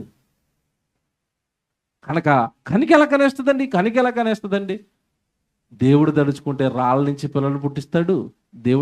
దేవుడు తలుచుకుంటే పిల్లల్ని ఎలాగైనా పుట్టించగలడు. నేలండి, నీళ్లు జీవులను పుట్టించేస్తాయి, తెలుసు కదా. ఎప్పటికీ వర్షాకాలం మీ ఇంటి దగ్గర ఏమంటే నీళ్లు నిలబడిపోయినాను కూడా అందరూ ఏం పుట్టేస్తాయి? కప్పలు పుట్టేస్తాయి, తెలుసో లేదో. కప్పలకి ఎవడైనా ఇత్తనాలు వేసాడా కప్పలు పుట్టాలని? కప్ప పిల్లల్ని ఎవడైనా వేస్తాడేటి? నీళ్లుంటే కప్పలు పుట్టేస్తాయి. ఏం పుట్టించింది? కప్పల్ని. నీళ్లు కప్పలను పుట్టించినప్పుడు దేవుడు మనుషులు పుట్టించలేడా? ఏటని ఏం తెలియదండి వీరికి, ఏమీ తెలియదు కదండి పాపం, ఏదో చిన్నోళ్ళు. బాగా ఆలోచించండి నేను చెప్పేది. అసలు కన్యక గర్భాన యేసుప్రభుని ఎందుకు పుట్టించావు దేవా అంటే, దేవుడు ఏది చేసినా కూడానండి తన వెనకాల ఒక కారణం ఉంటుంది. కారణం లేకుండా ఏ పని దేవుడు చేయడు. 14 వచ్చిన ఇప్పుడు చదవండి, నేను చెప్తాను. ఇప్పుడు ఎంతకాలం మీరు అది చదివారు, 14 ఇప్పుడు చదవండి. కాబట్టి దేవుడు ప్రభువు తానే ఒక సూచన మీకు చూపును. మొదటిది తెగాలి, అప్పుడు కన్యకార్థం అవుతుంది. ప్రభువు దేవుడు తానే ఒక సూచన మీకు చూపిస్తాడు. సూచన అనగానే అర్థం ఏంటి చెప్పండి? గుర్తు, సింబలు. దేవుడు ఒక సూచన చూపిస్తాడు, ఒక సూచక క్రియ, ఒక అద్భుతం చేస్తాడు, ఒక గుర్తు చూపిస్తాడు. ఏంటయ్యా గుర్తు అంటే, కన్యక గర్భవతి అయి కుమారుని కంటది, ఆయనే మీ రక్షకుడు, ఆయనే మీ ప్రభు, ఎవరిని పడితే వాడిని నమ్మకండి. అంటే నీ స్వరక్షకుడు, నీ పాపాలు తీసే రక్షకుడు ఎవరో నువ్వు గుర్తుపట్టాలి అంటే ఆయనకు గుర్తు ఉంటుంది. ఏంటా గుర్తు? కన్యకకు పుడతాడు. అందరు పుట్టినట్టుగా పుట్టాడు అనుకోండి, రేపల్లలో ఇద్దరు లెగిసి నేనే యేసుప్రభుని అంటారు. అప్పుడు ఏం చేస్తావు? అర్థమైందో లేదో మీకు పాయింట్? ఆ తర్వాత విజయవాడలో ఇద్దరు పుట్టి, ఇదిగో దేవుడు రక్షకుడు వస్తాడని బైబిల్లో రాశాడు కదా, ఆ రక్షకుడినైనా విజయవాడలో పుట్టానని ఒక పెద్ద మఠం పెట్టేస్తాడు. అప్పుడు మన పనేంటి? అప్పుడు మరి రక్షకుడు ఎవడో మనకు తెలుస్తుందా? అందరు పుట్టినట్టుగా పుడితే తెలీదు. కనుక దేవుడు ఒక సూచన పెడతానండి. ఆయన ఎవరిని పడితే వాడు నమ్మకండి రక్షకుడు అని. ఎందుకంటే డిమాండ్ ఉన్న వస్తువులకి సప్లై ఎక్కువైపోద్ది. పాపాలు గడిగాయని పుడుతున్నాడట, నేనే ఎవడు పడతాడు వచ్చేస్తారు.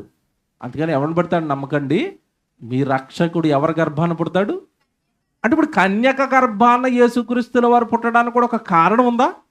ఉంది. బైబిల్ అండి. ఏది చేసినా దాని వెనకాల దేవుడికి ఒక సంకల్పం, దానికి ఒక ఆలోచన దేవుడికి ఉంటుంది. పిల్లలు కన్ఫ్యూజ్ అయిపోతారు కదా, దొంగలు వచ్చి కన్ఫ్యూజ్ చేసేస్తారు కదా, నేనేసి ప్రభు అంటే ఎవరిని కనిపెడతావు? కనుక పోని మిమ్మల్ని అడుగుతాను, కన్యక కన్నది యేసుప్రభుని, అలాగే తర్వాత ఏ కన్యకైనా కన్నట్టుగా మీకు చరిత్రలో ఎవరైనా కనపడ్డారా? నాకు మా నాన్న లేడండి, మా అమ్మ కన్నదాన్ని ఎవరైనా వచ్చారా? రారు. ఆయన ఒక్కడే వస్తాడు. ఆయనే మీ రక్షకుడు. 7వ అధ్యాయంలో కన్యక గర్భాన కుమారుడు పుడుతున్నాడు అని చెప్పాడు. ఇప్పుడు 9వ అధ్యాయానికి రండి. వచ్చి నీ కొడుకు ఏం చేస్తాడు, వచ్చి నీ కుమారుడు ఏం చేస్తాడు? 9వ అధ్యాయం 6వ వచనం. 9వ అధ్యాయం 6వ వచనం చాలా జాగ్రత్తగా చదవాలి. 9వ అధ్యాయం 6వ వచనం. ఎలా అనగా, ఏమండి బైబిల్లో ఏమనుంది అక్కడ? ఎలా అనగా మనకి శిశువు పుట్టెను అనుందా? కన్యక గర్భాన మత్తయి సువార్తలో పుడతాడు అనుందా? పుట్టెను అనుందా? అంటే యెషయా గారు యెషయా గ్రంథం రాస్తున్న కాలానికి యేసుప్రభు పుట్టేశాడా? తర్వాత మాట చూడండి. ఎలయనగా మనకి శిశువు పుట్టెను, మనకు కుమారుడు అనుగ్రహింపబడెను. అంటే యెషయా గారు రాస్తున్న కాలానికి యేసుప్రభు పుట్టేశాడు. మనోళ్ళు అంటారు, మా యేసుప్రభు మొన్నే 2023 సంవత్సరాల కింద పుట్టాడు, చిన్న పిల్లోడు. ఇంకా చెప్పకూడదులేండి. మరి వాళ్ళు ఉన్నారు ఆర్సీఎంలు, ఇంకా బాలు చేసినట మరియమ్మ, బాలు చేసి ఉయ్యాలేసి ఊపుతూనే ఉన్నారు. ఇంకా మీరు నవ్వుకొని చచ్చిపోతారు. ఈ మధ్యకాలంలో చోటకి వెళ్ళానండి వాక్యం చెప్పడానికి. అది పల్నాడు ప్రాంతానికి వాక్యం చెప్పడానికి వెళ్తే దేశంన్నర పెట్టారండి ఓ చర్చిలో. వాక్యం చెప్తున్నాను దినమంతా. ఆ ఎదురుకొండ ఇంకో చర్చ్ ఉంది. ఆ చర్చిలో సాయంత్రం 19వ తారీఖు అండి, అది ఈ నెలే డిసెంబర్ 19వ తారీఖు ఎదురుకొండ చర్చిలో ఈ సాయంత్రం పూట క్రిస్మస్ కార్యక్రమం పెట్టారు. క్రిస్మస్ కార్యక్రమం పెడితే అందరూ వచ్చేసారు. అయ్యగారు అంటున్నారట, ఈరోజు డేట్ అంతా అని అడిగాడట. డేట్ అంతా రోజు 19. యేసుప్రభు బర్త్డే ఎప్పుడు? 25. ఈరోజు ఎంత? 19. ఇంకా పుట్టాడే యేసుప్రభు? పుట్టలేదు. యేసుప్రభు ఇంకా పుట్టలేదు కనుక మనం క్రిస్మస్ చేయకూడదు అన్నాడట. సంఘస్థులందరూ ఒకసారి షాక్. ఇన్నేంటి క్రిస్మస్ అని చెప్పి క్రిస్మస్ చేయొద్దు అన్నాడంటే, క్రిస్మస్ చేయకూడదు, 25న యేసుప్రభు పుడతాడు కనుక ఇప్పుడు మనం అందరం ఏం చేద్దామంటే, ఇంకా యేసుప్రభు పుట్టలేదు కనుక మరియమ్మ గారికి శ్రీమంతం చేద్దాం అన్నాడు. ఎలాగుంది? మరియమ్మ గారికి ఏం చేస్తాడట? చేశారు. మరియమ్మలాగా ఒక బొమ్మ పెట్టి కుర్చీలో, మరి ఆడపిల్లలకు తెలుసు శ్రీమంతం చేసినప్పుడు ఏం చేస్తారు, పువ్వులు, గాజులు, దండలు అన్ని పట్టుకెళ్ళి అక్కడ ఎడుతున్నారట. అంటే యేసుప్రభు ఇంకా పుట్టలేదు. ఎప్పుడు పుడతాడు? ఇంత పెద్ద మహామేధావులు ఉన్నారు మన క్రైస్తవ్యంలో.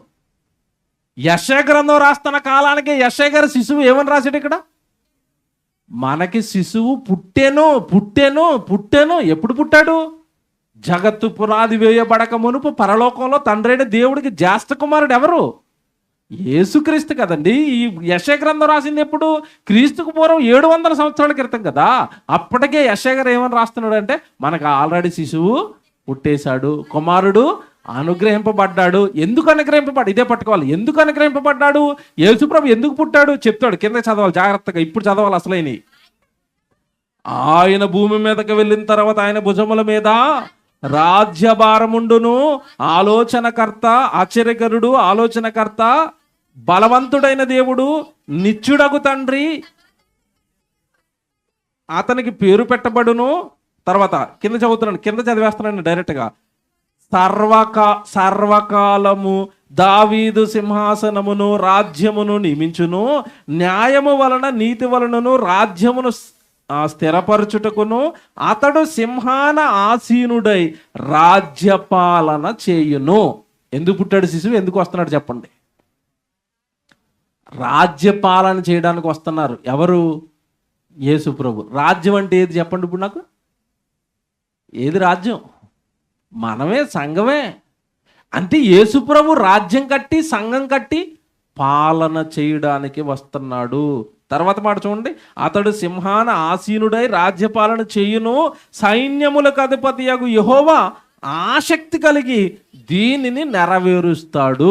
రాజ్యపాలన చేయడానికి ఆయన వస్తుంటే నువ్వు చేయకూడక నీ వెనకాల ఉన్నానని ఇదంతా జరిగిస్తున్నది ఎవరట? యెహోవా. అంటే ఇప్పుడు నేను అడుగుతున్నాను మిమ్మల్ని అందరు జాగ్రత్తగా వినండి. యేసు ప్రభు భూమి మీదకి ఎందుకు వచ్చాడు? ఇప్పుడు రాజ్యపాలన చేయడానికి. రాజ్యం అనగానే సంఘం కట్టడానికి వచ్చాడు యేసు ప్రభు. సంఘం కట్టడానికి వస్తున్నాడని యెషయా ప్రవక్త ముందుగానే చెప్పేస్తున్నాడు. Very good. ఎందుకండి సంఘం కట్టాలి? సంఘం ఎందుకు కట్టాలి? ఇప్పుడు మనం ఎన్నో అధ్యాయంలో ఉన్నాం? 9వ అధ్యాయం కదా. 11వ అధ్యాయానికి రండి. 11వ అధ్యాయం పక్కనే ఇతడు కట్టిన సంఘములో, ఇతడు నిలబెట్టబోయే రాజ్యములో ఏం జరుగుతుందో చెప్తాడు. ఇప్పుడు 11వ వచనానికి వెళ్ళేసరికి మొదటి వచనంలో యెషయి మొద్దు నుండి చిగురు పుట్టును. ఎవరైనా? యేసు ప్రభువే, రైట్. ఆ యేసు ప్రభు వచ్చి 5వ వచనం చూడండి. 5వ వచనం, అతడు తన నడుమునకు నీతియు అతని తొంట్లకు సత్యమును నడికట్టుగా ఉండును. 6వ వచనం. 6 నుంచి 10వ వచనం వరకు చాలా జాగ్రత్తగా చదవాలి. 6 నుంచి 10 వరకు రాజ్యం కట్టబోతున్నాడు, సంఘం కట్టబోతున్నాడు. ఆ సంఘంలో ఏం జరుగుతుందో చెప్తున్నాడు. 10వ వచనం. 6వ వచనం, తోడేలు గొర్రె పిల్ల యొద్ద వాసము చేయును. ఆగండి. యేసు ప్రభు కట్టబోయే ఈ రాజ్యములో, ఈ సంఘంలో ఏం జరుగుతుందట? తోడేలు గొర్రె పిల్ల యొద్ద వాసము చేయును అని ఉంది. ఉందా? తోడేలు అంటే ఏం చేస్తుంది చెప్పండి? క్రూర జంతువు, రక్తం తాగేస్తుంది అది తోడేలు. ఈ తోడేలట గొర్రె పిల్ల యొద్ద వాసం చేస్తుందట. తోడేలు గొర్రె పిల్ల ఒక చోట కూర్చుంటాయా? కూర్చోవు. కానీ ఈయన వచ్చి కూర్చోబెడతాడు. ఎవరు? ఎలాగుంది ఇది? అందుకే బుర్ర వేడెక్కిపోయి ప్రవక్తలందరూ ఎదురు చూశాడు. ఎలా చేస్తాడు బాబు ఈయన? గొర్రె పిల్లల్ని తోడేల్ని కలిపేస్తాడట. ఇంకా కిందకి వెళ్ళేసరికి చిరుతపులి మేక పిల్ల యొద్ద పండుకొనెను. ఇదేటండి ఇది? ఎక్కడన్నా చిరుతపులి మేక పిల్ల పక్క పక్కన పడుకుంటాయా? పులి అంటేనే అది ఆమడ దూరం పరిగెడుతుంది. మేక, ఈ రెండు ఒకే చోట పడుకుంటాయి. ఎక్కడ? సంఘములో. ఇప్పుడు మీకు డౌట్ రావాలి, సంఘంలోకి మేక పిల్లలు, గొర్రె పిల్లలు, తోడేళ్ళు ఏంటండి? జంతువులు కదా. ఆ యేసు ప్రభు సంఘంలోకి ఎందుకు వస్తాయి? మృగ స్వభావం కలిగిన మనుషుల గురించి మాట్లాడుతున్నాడు. ఒకప్పుడు మనం బయట ఉన్నప్పుడు ఎవరని చెప్పండి? తోడేలం కాదు, ఒకప్పుడు చిరుతపులులం కాదు. మనం దూకేలేదు ఎవడి మీదకి పడతాడు మీదకి, కొరికేయడానికి, రెక్కేయడానికి, కొట్టేయడానికి, తోసేయడానికి, గెంటేయడానికి. మీరు వెళ్ళలేదో చెప్పండి. ఒకప్పుడు ప్రభులోనికి రాకమునుపు మన జీవితాలు ఏంటి చెప్పండి? భయంకరం కదండి, కోపిష్టులం కదండి, భయంకరమైన నేరస్తులం కదండి. ఇలాంటి భయంకరమైన నేరస్తులను, క్రూర మృగం లాంటి స్వభావం ఏర్పడిపోయిన వాళ్ళను కూడా సంఘంలోనికి తెచ్చి చాలా మృదు స్వభావం కలిగిన వారుగా మార్చేస్తాడు. ఎవరు? యేసుప్రభు. చెప్తాడు కిందకి వెళ్ళేసరికి ఎంత బాగుంటుందో చూడండి. దూడయు కొదవ సింహమును పెంచబడిన కోడియు కూడు కొనగా, ఇవన్నీ ఒక చోట కూటమెట్టుకుంటాయట. ఇవన్నీ ఒక చోట కూటమెట్టుకుంటాయి. అదే సంఘం. అంటే సంఘంలో ఇప్పుడు ఎవరెవరు ఉంటారు? బాగా అడుగుతున్నాను నేను. సంఘంలో ఎవరెవరు ఉంటారు ఇప్పుడు బాగా చెప్పండి. మీ మధ్యలో గొడవలు లేకుండా నిమిషంలో తేల్చేస్తాను ఇప్పుడు పంచాయతీ నేను. సంఘంలో ఎవరెవరు ఉంటారట? తోడేలు ఉంటుందట, గొర్రెపిల్ల ఉంటుందట, చిరుతుపులు ఉంటుందట, మేకపిల్ల ఉంటుందట, దూడ ఉంటుందట, కొదపసింహం ఉంటుందట, ఏమంటే పెంచబడిన కోడి ఉంటుందట, చిన్న బాలుడు వాటిని తోలుతూ ఉంటాడట. ఆ బాలుడు ఎవరంటే కాపరి. చిన్న బాలుడు, పాపం ఆయనకేం తెలీదు. ఈ పెద్ద పెద్ద క్రూర మృగాలను చిన్న బాలుడు నిలబడి చలో పదండి అంటున్నాడట.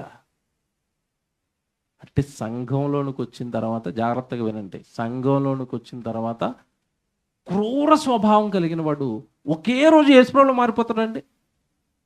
మారిపోతాడా? మారడండి. మార్పుకు కాలం పడుతుంది. పడుతుంది. ఇప్పుడు బెస్ట్ ఎగ్జాంపుల్ చెప్తాను.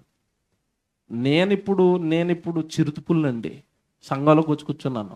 ఈయన పాపం మేకపిల్ల. ఎవరు? ఈయన. నా చిరుతుపులి స్వభావం యేసుప్రభు దగ్గరకు వచ్చిన అప్పుడప్పుడు బయట ఈయన ఒకసారి కొరికేసాను.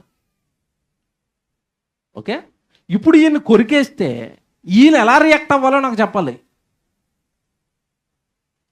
వాడు చిరుతుపులు లాంటి స్వభావం కలిగినోడు, సంఘంలోనికి ఎందుకు తెచ్చారు, వచ్చే వారి నుంచి ఆయన లోపల రానివ్వకుండా అనడానికి ఈయన. నేను లోపల ఉన్నప్పుడే ఈయన కొరికేసానంటే బయటికి వెళ్ళిన తర్వాత ఏం చేస్తాను చెప్పండి? చాలామందిని ఏం చేస్తాను, కొరికి చంపేస్తాను. కనుక యేసుప్రభు అన్నాడు, ఆడు కొరికితో కొరికించుకో కొడుక ఏమనక రండి అన్నాడు. అన్నాడా? ఒక సహోదరుడు నీ ఎడల తప్పిదం చేసిన ఎడల వాడు ఎన్ని మారును క్షమించాలి? 70 ఏండ్ల మారును మట్టుకు ఆడు మార్పు కోసం నేను ట్రై చేస్తున్నాను. ఈ లోపు నేను ఆడు కొరికేస్తున్నాడు కదా, కొరికేస్తున్నాడు అని బయటికి గంటేగిరా మార్చుకోవడానికి ట్రై చేస్తున్నాను నేను. ఎవరు? రక్తం ఇచ్చిన ఆయన. అర్థమైందా లేదు మీకు కాన్సెప్ట్? ఇప్పుడు ఏమంటే ఆడు అలాగంటున్నాడు, ఈడు ఇలాగంటున్నాడు అని ఈ రోజు నుంచి మీరు ఏ కంప్లైంట్ చెప్పకుండా అంటాడు. పాపం స్వభావం అలాంటిది, మార్చుకోవడానికి ఆయన ట్రై చేస్తున్నాడు. రక్తం పెట్టి కొనుక్కున్నాడు. నీకేం నొప్పి కొంచెం భరించుకోవడానికి ఇంజక్షన్లు వేస్తుంటే, నీకు ఇంజక్షన్లకే భయం వేస్తుంటే ఆయన పాపం ఆ క్రూర మృగం కోసం ఏమి ఇచ్చేశాడు? ప్రాణం ఇచ్చేసాడండి. ముళ్ళకిరేటు పట్టించుకున్నాడండి వాడి కోసమే. బల్లెపోటు పొడిపించుకున్నాడండి వాడి కోసమే. కొరడా దెబ్బలు తిన్నాడండి వాడి కోసమే. చేతిలో మేకులేంచుకున్నాడండి వాడి కోసమే. ఆయన అంత నొప్పి భరించినప్పుడు నువ్వు ఆయన నమ్మిన వాడిగా, ఆయన విశ్వాసిగా నేను జస్ట్ చిన్న కొరుకుడే కదా కొరుకుతున్నాడు. చిన్న గాయమే కదా నీకు చేస్తున్నాడు. భరించు, భరించు, క్షమించు, మార్చడానికి నీ వంతుగా నువ్వు ప్రయత్నించు. కాబట్టి బైబిల్ ప్రకారం ఒకటే చెప్తానండి, ఎవరైనా అన్యాయం అయిపోతుంటే బైబిల్ ఏం చెప్పిందో తెలుసండి? నిర్నిమిత్తంగా నా నిమిత్తం నువ్వు అన్యాయం అయిపోతుంటే ఆ అన్యాయం సహించుట నీకు హితము అని బైబిల్ చెప్పింది. అది నీకు మంచిది, దేవుడి పక్షాన నువ్వు అన్యాయం అయిపోవటం. కనుకండి సంఘంలోనికి వచ్చిన తర్వాత, ఇప్పటి నుంచి మీరు బైబిల్ చదవండి బాగా అర్థమవుతుంది. సంఘంలోనికి వచ్చిన తర్వాత బలహీనులు ఉంటారు, బలవంతులు ఉంటారు. అందుకే యోహాను గారు పత్రిక రాస్తే ఏమంటాడు తెలుసా? మీరు చదువుకోండి, తర్వాత అర్థమైపోద్ది. యోహాను గారు పత్రిక రాస్తూ మొదటి పత్రిక 2వ అధ్యాయంలో అంటాడు, చిన్నపిల్లలారా మీకే రాయుచున్నాను అన్నాడు. అన్నాడా? చిన్నపిల్లలారా అంటే ఎవరు? సండే స్కూల్ పిల్లలకి రాసాడా? సంఘంలోనికి వచ్చారు, అప్పుడే పాపం బాప్తీసం తీసుకున్నారు, ఇంకా వాక్యం వంట పట్టలేదు, ఆ కొరకటాలు మానలేదు వీళ్ళు ఇంకా. కనుక వాళ్ళు ఎవరు దేవుడి దృష్టిలో? చిన్నపిల్లలు. కాస్త ముందుకెళ్ళేసరికి అంటాడు, యవనస్తులారా నేను మీకే వ్రాయిచున్నాను. యవనస్తులు అంటే అర్థం ఏంటి? చిన్నపిల్లల స్టేజ్ నుంచి కాస్త ఎదిగారు అనమాట. అంటే ఆదివారం గుడికి వచ్చి వెళ్ళిపోయి వీళ్ళు చిన్నగా బైబిల్ క్లాసులకు వచ్చి 4 పాఠాలు నేర్చుకున్నారు. కనుక ఇప్పుడు ఏమయ్యారు? యవనస్తులు అయ్యారు. అలాగే సంఘంలో ఎవరుంటారు? తండ్రులారా నేనే మీకు వ్రాయిచున్నాను. తండ్రులు అంటే ఎవరు?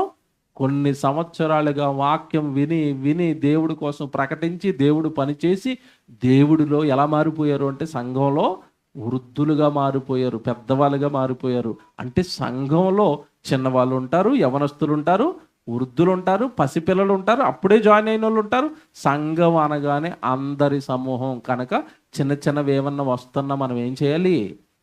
భరించుకోవాలి. మీకు అర్థం అవడానికి ఉదాహరణ చెప్తాను. స్కూల్ కాంపౌండ్ ఇలాగ ఉంటుంది, గేట్ ఉంటుంది.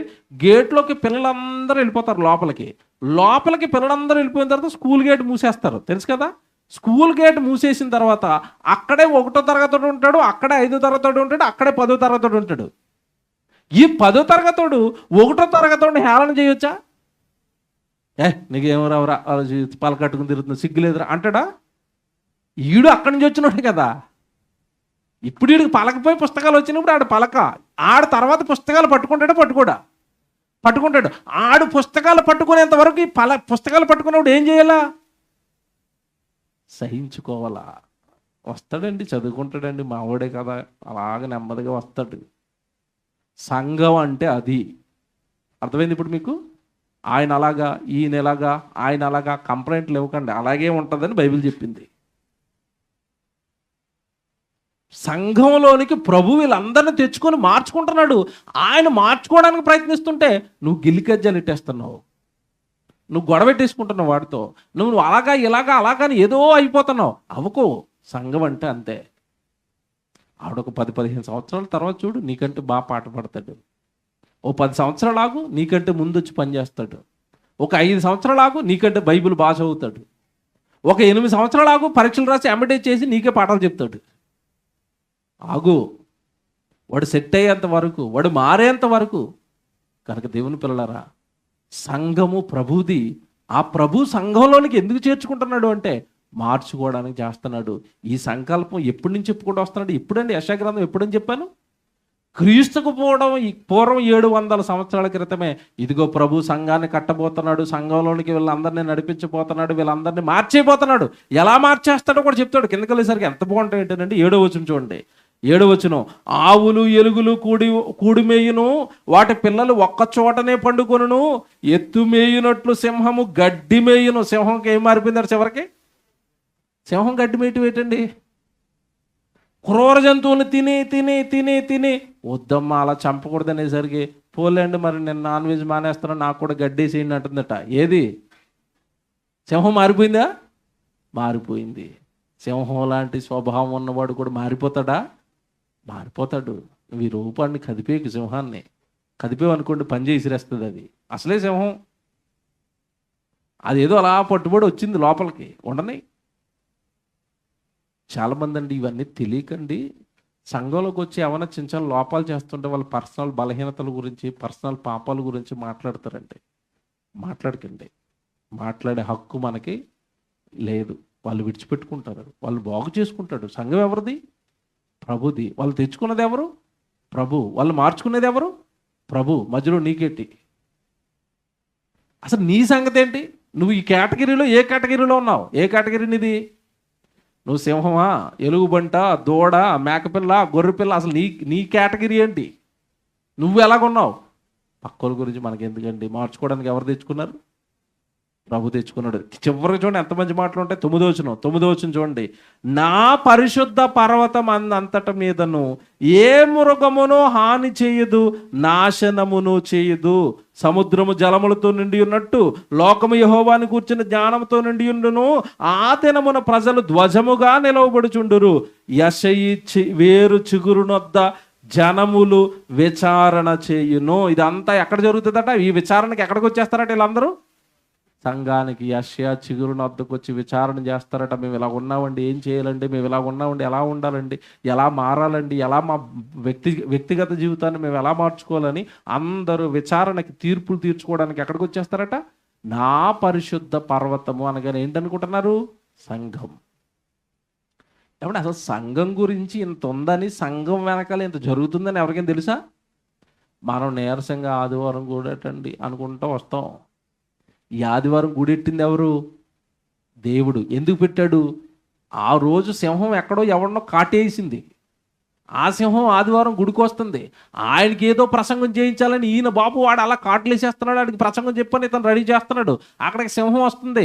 ఆ సింహంతో పాటు ఎలుగుబంటి వస్తుంది, పులి వస్తుంది, అందరికి ఒక దెబ్బడుతూ ఉంటుంది. వాక్యం ఎలా చెప్తుంది? మీరు ఎందుకు ఇలా బతుకుతున్నారని.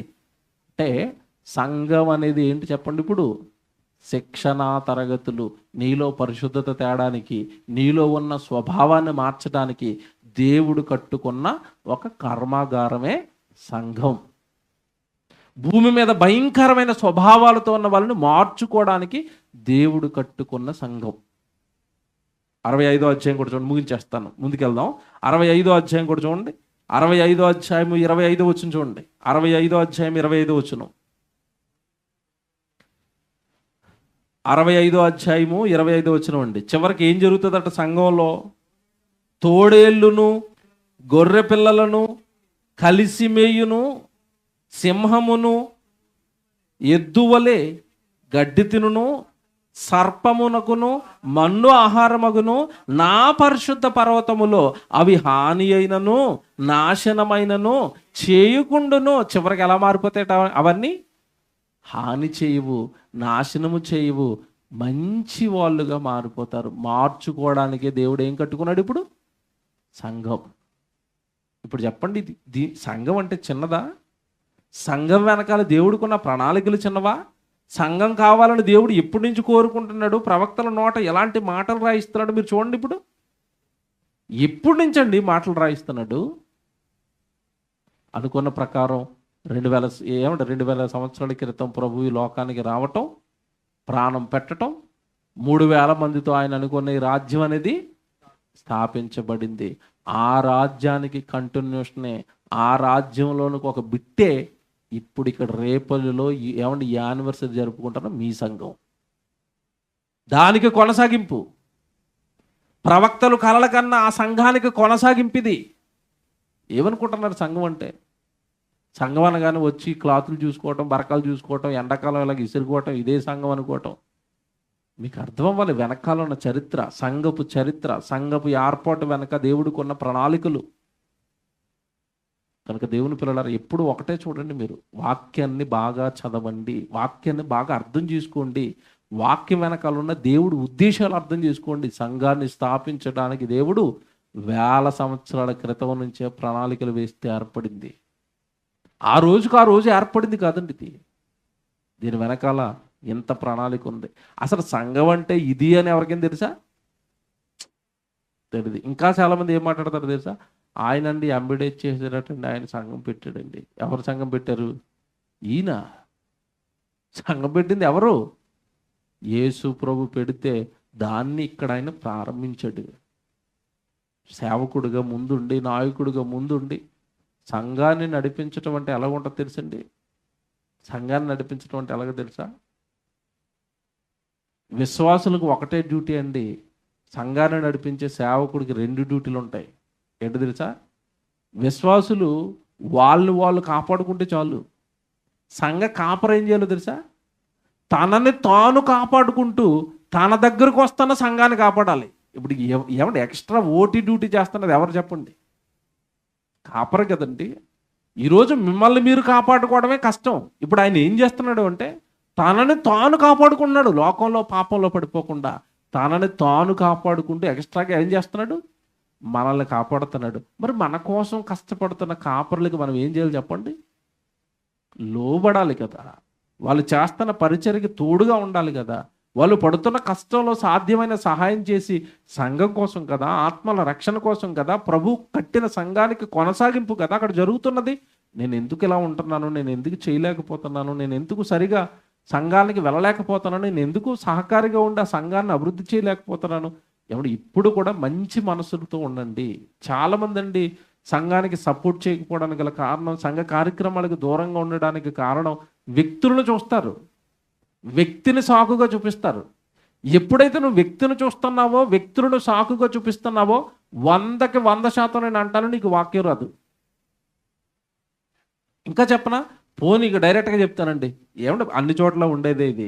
ఇప్పుడు మికాయేలు గారు అంటే మీకు ఇష్టం లేదు, ఆయన్ని బట్టి మీరు సంఘానికి దూరంగా ఉండి సంఘ కార్యక్రమాలు చేయట్లేదు అనుకోండి. నాకు ఆయన బాగా క్లోజ్ కాబట్టి మాట్లాడినాను. రేపో ఎల్లుండో ఇప్పుడు కాలు ఇరిగిపోయిన తర్వాత ప్రాణం పోయింది, ఈయన పోతాడు. అప్పుడు చేస్తావా? ఇప్పుడే చెయ్యి, నువ్వు అప్పుడు చేస్తావా? కళ్ళబొల్లి మాటలు ఇవన్నీ. దెయ్యం నీ మనసును పాడు చేసింది. దెయ్యం నీకు వాక్యాన్ని అర్థం అవ్వలేదు. దెయ్యం నీకు అనాది దేవుని సంకల్పం అర్థం కానివ్వలేదు. నిన్ను దేవుడు ఏ సంఘానికి చేర్చాడో ఆ సంఘ అభివృద్ధికి నువ్వు పని చేయాలి. టోటల్గా ఒక సర్టిఫికెట్ ఇస్తున్నాను, బాగా వినండి. నేను చూపించే వచనం, ఎవరైతే సంఘ అభివృద్ధికై కష్టపడుతున్నారో, వ్యక్తులను చూడకుండా, పక్కన వస్తున్న సహోదరులను చూడకుండా ఇది నా ప్రభు సంఘము అని ఎవరైతే మనసారా స్వీకరించి సంఘ అభివృద్ధికి, ఆత్మల రక్షణకు, కార్యక్రమాలకు ఎవరైతే ముందుకు వస్తున్నారో వాళ్ళు మాత్రమే పరలోకం వెళతారు. రాసి పెట్టుకోండి. దేవుడు నిన్ను ఏ సంఘానికి చేర్చాడో ఆ సంఘ అభివృద్ధికై నువ్వు పాటుపడిన నాడు మాత్రమే నువ్వు పరలోకానికి వెళతావు. ఎందుకంటే సంఘ ఏర్పాటు, విస్తరణ ఎవరి ప్రణాళిక? దేవుని ప్రణాళిక. ఆ ప్రణాళికలో నువ్వు పాలుభాగస్తుడు అయ్యావు. దేవుడు దీన్ని విస్తరింప చేయాలనుకుంటున్నాడు, దేవుడు దీన్ని కొనసాగించాలనుకుంటున్నాడు. అదే మనసుకు నువ్వు వచ్చావు కనుక వ్యక్తులను చూడకుండా అమ్మయ్య నా కొడుకు, నా ప్రణాళిక, నా మనసు అర్థమైందని అప్పుడు నిన్ను పరలోకం రాణిస్తాడు. వ్యక్తులను చూసి గనక సంఘ అభివృద్ధికి నువ్వు ఎప్పుడైతే ఆటంకంగా, కుంటిగా మారిపోతున్నావో నీలోనికి అపవాది లేనిపోనిది ఏదో పెట్టేసింది. నేను వచనం చూపించే మాట్లాడతాను. ఏదైనా ఎఫెసీయులకు రాసిన పత్రిక చూడండి. ఒక సంపూర్ణ వ్యక్తి, పరలోకానికి వెళ్ళే వ్యక్తి ఏం చేయాలో చెప్పాడు దేవుడు. 4వ అధ్యాయం 11 నుంచి మీరు చూడండి. ఎఫెసీయులకు రాసిన పత్రిక 4వ అధ్యాయం 11వ వచనం. ఎఫెసీయులకు రాసిన పత్రిక 4వ అధ్యాయం 11వ వచనం. మనమందరము విశ్వాసము విషయములోను, దేవుని కుమారుని గూర్చిన జ్ఞానము విషయములోను ఏకత్వము పొంది, సంఘానికి వస్తున్న వాళ్ళందరూ ఏం పొందాలి? ఏకత్వం, ఏక హృదయం, ఒకటే ఆలోచన దేవుడు, ఒకటే ఆలోచన ఆత్మల రక్షణ, ఒకటే ఆలోచన దైవ కార్యక్రమాలు, ఒకటే ఆలోచన సంఘం దేవుడిది, ఒకటే ఏకత్వం. ఏకత్వం, ఒక్క మనసు అయిపోవాలి. తర్వాత ఏకత్వము పొంది సంపూర్ణ పురుషులము అగువరకు అనగా క్రీస్తునకు కలిగిన సంపూర్ణతకు సమానమైన సంపూర్ణత కలవారమగు వరకు ఆయన ఏలాగు నియమించెను. నీకు సంపూర్ణత్వం కావాలా? క్రీస్తునకు కలిగిన సంపూర్ణత్వం నీకు కావాలా? అయితే ఆయన ఒకటి నియమించాడట. ఆ నియమించిన దాన్ని నువ్వు చెయ్యాలి. ఇది ఆజ్ఞది. ఒకటి నియమించాడు. ఏమి నియమించాడు చెప్తున్నాడు కింద 13వ వచనంలో. పరిశుద్ధులు సంపూర్ణులగునట్లు. చూసారా పదం ఎలాగుందో? పరిశుద్ధులు ఏమవ్వాలట? పరిశుద్ధులు అంటే అర్థమే చెప్పండి. ఎవరిని పరిశుద్ధులు అంటారు? బాప్తిసం తీసుకున్నవాడు పరిశుద్ధుడు అవుతాడు. ఈ పరిశుద్ధుడు మరలా ఏమవ్వాలట? చూసారా ఎలాగెట్టాడు దేవుడు. ఈరోజు తల్లిగారు బాప్తిసం తీసుకున్నారండి. యాజ్ పర్ బైబిల్ ఇప్పుడు ఆవిడెవరో తెలుసా? పరిశుద్ధురాలైన పసిపిల్ల దేవుడికి ఇప్పుడే పుట్టింది. ఈ పసిపిల్ల పరిశుద్ధురాలు దేవుడి వాక్యం నేర్చుకుని దినదినము దేవుడి వాక్యంలో బలపడుతూ పెద్దదవుతూ ఎప్పుడైతే బలం పొందుకుని వాక్యం ద్వారా పెద్దదైందో అప్పుడు దైవ కార్యక్రమాలు జరిగిస్తూ సంపూర్ణత్వంలోనికి వెళ్ళాలి. పరిశుద్ధులు ఏమవ్వాలి? సంపూర్ణులు అవ్వాలి. నేను బాప్తిసం తీసుకున్నాను, నా పాపాలు యేసుప్రభు కడిగేశాడు, నేను ఇంట్లో కూర్చొని ఉంటాను, సంఘానికి వెళ్ళను, ఊరి మీద పడి తిరుగుతాను, నాకు యేసుప్రభు పరలోకం ఇచ్చేస్తాడు, లేదంటే నేను ఎక్కడో పని చేస్తున్నాను, ఎక్కడో ప్రార్థన చేసుకుంటున్నాను, ఇంట్లో కూర్చొని యూట్యూబ్ చూస్తున్నాను. ఇదంతా నీకు ఏమీ రాక చేస్తున్న పనులు ఇవి.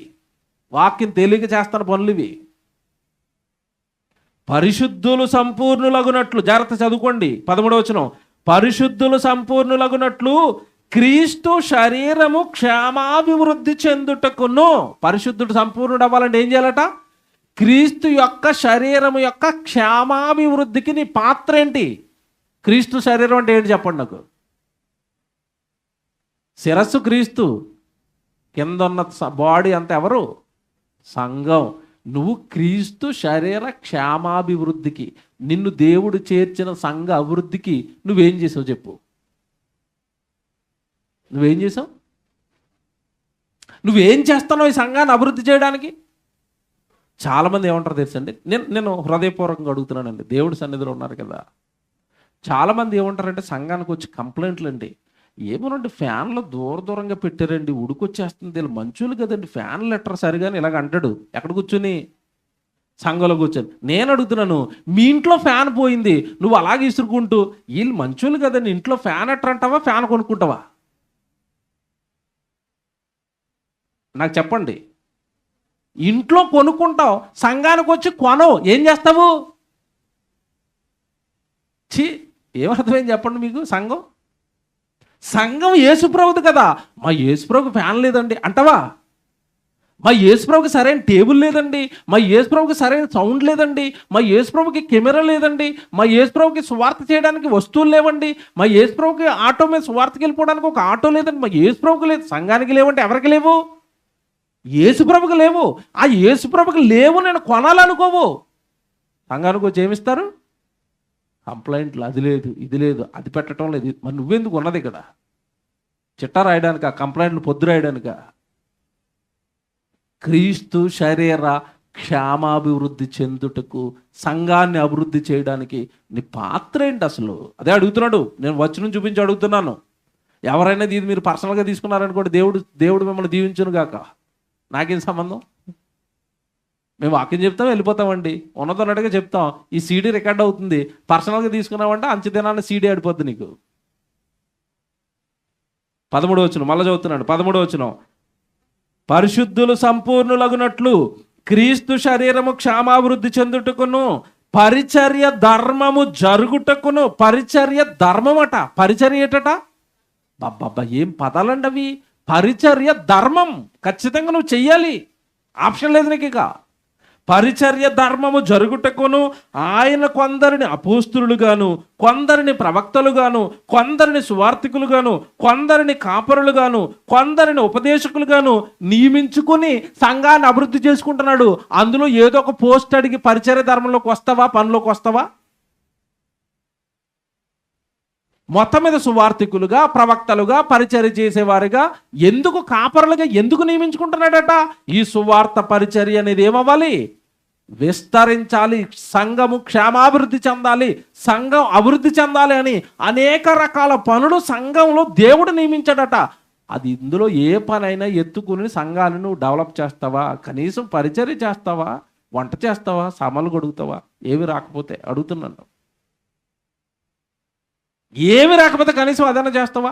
కూరగాయలు తెస్తావా? వంట చేస్తావా? సామాన్లు గడుగుతావా? మందిరాన్ని శుభ్రం చేస్తావా? పోనీ నీకు కలిగిన ధనంలో నెల నెల కొంత ఇచ్చి, ఏమంటే నెల నెల కొంచెం కొంచెం డబ్బులు వేసుకుందామండి. ఇప్పుడు మా సంఘంలోనండి ఒక కార్యక్రమం చెప్తారండి, మీరు ఆశ్చర్యపోతారు. యవన పిల్లలు ఉంటారండి, తమ్ముడు కొడుకున్నాడు కదా, విజయ్ లాంటి పిల్లలు ఉంటారు. యూత్ మీటింగ్ జరుగుతుంది వాళ్ళకి. యూత్ మీటింగ్ జరిగినప్పుడు చాలా క్రితం నేను మాట చెప్పానండి. ఏం చెప్పానంటే, నాయన యవనస్తులుగా వస్తున్నారు, వాక్యం నేర్చుకుని వెళ్తున్నారు, యవన కాలంలో కాడి మొయ్యాలి, పరిచర్య ధర్మం జరగాలని దేవుడు చెప్పాడు కదా, అది మీరు ఏం చేస్తున్నారు యవనస్తులుగా అంటే, అక్కడికే పని చేస్తారండి పాపం వాళ్ళు. కెమెరాలు పెట్టేది వాళ్ళే, సౌండ్లు పెట్టేది వాళ్ళే. అసలు నేను సంఘంలో ఏ పని నేను చేయనండి, అన్ని ఎవరికాలు డిపార్ట్మెంట్లు వేసుకుని వాళ్ళు చేసుకుని పోతూ ఉంటారు. అంత చేస్తానని నేను వాళ్ళకు మాట చెప్పాను. మీరు సువార్త చేయట్లేదు నాయన, సువార్తకి సంఘంలో పరిచర్య బాగానే జరుగుతుంది, సువార్తకి వెళ్ళాలి కదా, బయటికి వెళ్ళలేకపోతున్నారు కనుక నేను ప్లాన్ చెప్తాను, మీరు ఆలోచించండి అని చెప్పాను. ఓకే అన్నారు. ఏం చెప్పానంటే, మీకు మీ అమ్మనాన్నలు ఇస్తున్న డబ్బుల్లో మీకు ఏమంటే యవన పిల్లలు అంటే వాళ్ళ దగ్గర జీతాలు ఏముంటాయి చెప్పండి. మీ అమ్మనాన్నలు మీకు ఇస్తున్న డబ్బుల్లో, మీకు ఇస్తున్న ఖర్చులో నెలకి 300 పక్కకు పెట్టుకోండి అని చెప్పాను. ప్రతి యవనస్తుడు 300 పక్కకు పెట్టుకోండి. 300 ఒక చోట పోగు చేయండి. పోగు చేసిన ఈ డబ్బులతో మనం ఏం చేద్దామంటే, బయట కొత్త గ్రామాలకు వెళ్ళిపోయి ఆ గ్రామంలో తిరిగి ఎవరో ఒకరిని అవకాశం అడిగి మీ డబ్బులతో అక్కడ సువార్త కార్యక్రమం జరిగిద్దామని చెప్పాను. వాళ్ళకి చాలా బాగా నచ్చింది. అందరూ నెల నెల 300 తీసి పక్కన పెడతారండి. నెలకు 4000, 3000, 5000 అలాగ అవుతుంది. ఒక 4 నెలలు ఆగుతారండి. 4 నెలలు ఆగారనుకోండి, ఎంత అవుతుంది? సుమారు 20-25 వేలు అవుతాయండి. అప్పుడు ఏం చేస్తాం తెలుసండి, మా హైదరాబాద్ సరౌండింగ్లో ఒక గ్రామాన్ని సెలెక్ట్ చేసుకుంటాం. అక్కడికి వెళ్ళి అడుగుతాం, మీ ఊర్లో సప్ పెడతామండి, భోజనాలు మావే, సౌండ్ మాదే, భోజనాలు వండేది మేమే, సామాన్లు కడుక్కునేది మేమే, ప్లేట్లు ఎత్తుకునేది మేమే, టెంట్లు వేసుకునేది మేమే, స్టేజ్ కట్టుకునేది మేమే, వాకింగ్ చెప్పేది మేమే, అన్నీ మేమే చేస్తాం. మీరు జస్ట్ మాకు ఏదో ప్లేస్ ఇవ్వండి, మీ ఊరోళ్ళందరినీ తీసుకొచ్చి అక్కడ కూర్చోబెట్టండి చాలు. ఎలాగుంది ఆఫరు? ఆఫర్ ఇవ్వగానే ఎవరైనా ఏం చేస్తారు? మందేముంది, వస్తారట, వంటలు చేస్తారట, భోజనాలు పెడతారు, వాకింగ్ చెప్పిపోతారట, రెడీ అన్నాడు ఒక ఆయన. ఆ ఊరికి వెళ్ళిపోయి మొత్తం బెటాలి, మా టీం అంతా వెళ్ళిపోతారట. పాపం వాళ్ళే వంటలు చేశారు, వాళ్ళే టెంట్లు వేసారు, వాళ్ళే కుర్చీలు వేసుకున్నారు, వాళ్ళే సౌండ్లు అన్నీ మాట్లాడుకున్నారు, అంతా పెట్టేశారండి. పెట్టేసి నన్ను తీసుకెళ్ళారు. నన్ను అడుగుతారు, డేట్ తీసుకుంటారు, మొత్తం అరేంజ్ చేసుకుంటారండి. వాక్యం చెప్పాం. ఊరంతా ఆశ్చర్యపోయిందండి. అనుజనులు, క్రైస్తవులు మానవ జన్మ గురించి చెప్పగానే అందరూ ఆశ్చర్యపోయారు. నిజంగానండి, ఆ ఊర్లో ఉన్న చాలామంది పట్టుపడ్డారు. విచిత్రం ఏంటంటే, మాకు చెప్పడానికి అవకాశం ఇచ్చిన పాస్టర్ గారు కూడా ఇప్పుడు పరీక్ష రాస్తున్నాడు. ఎలాగుంది చూసారా? వాళ్ళు ఏమెత్తుకున్నారు? పరిచర్య, ధర్మం, సంఘాన్ని విస్తరింప చేయాలి, వాక్యాన్ని తీసుకుని వెళ్ళాలి అనే. ఏంటి ఇలా చెప్పేస్తున్నారు మీరు? వాక్యాలు మీకు ఎక్కడవంటే, మాకు పెద్ద యూనివర్సిటీ ఉంది బాబు, అందులో వాక్యం నేర్చుకుంటామంటే, నేను కూడా నేర్చుకుంటానండి, నన్ను కూడా జాయిన్ చేసుకోండి. పాస్టర్ గారు జూమ్ క్లాసులకు వచ్చాడు, పరీక్షలు రాస్తున్నాడు D1కి. మీలో ఎవరైనా అక్కడికి వస్తే సెమినార్కి అక్కడ ఆయన చూపిస్తాను నేను. ఇది ఎవరు పట్టారు ఆయన్ని, ఎవరు పట్టారో ఊరిని, ఎవరు పట్టారో సంఘాన్ని అంటే ఎవరు చెప్పండి? యవనస్తులు.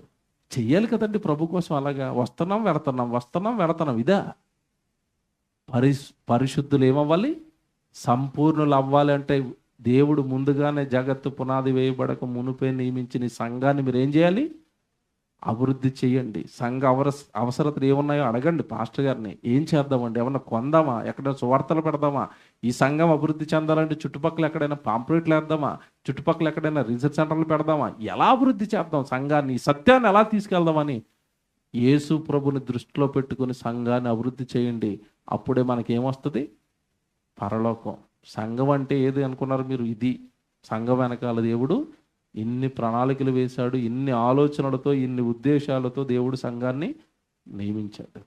కనుక దేవుని పిల్లలకు ఒకటే సంఘం అనేసరికి ఇప్పుడు కట్టింది కాదు. ఇది ఎప్పటిది చెప్పండి? జగత్తు పునాది వేయబడక మునిపే దేవుని సంకల్పం సంఘం. ఓకేనా?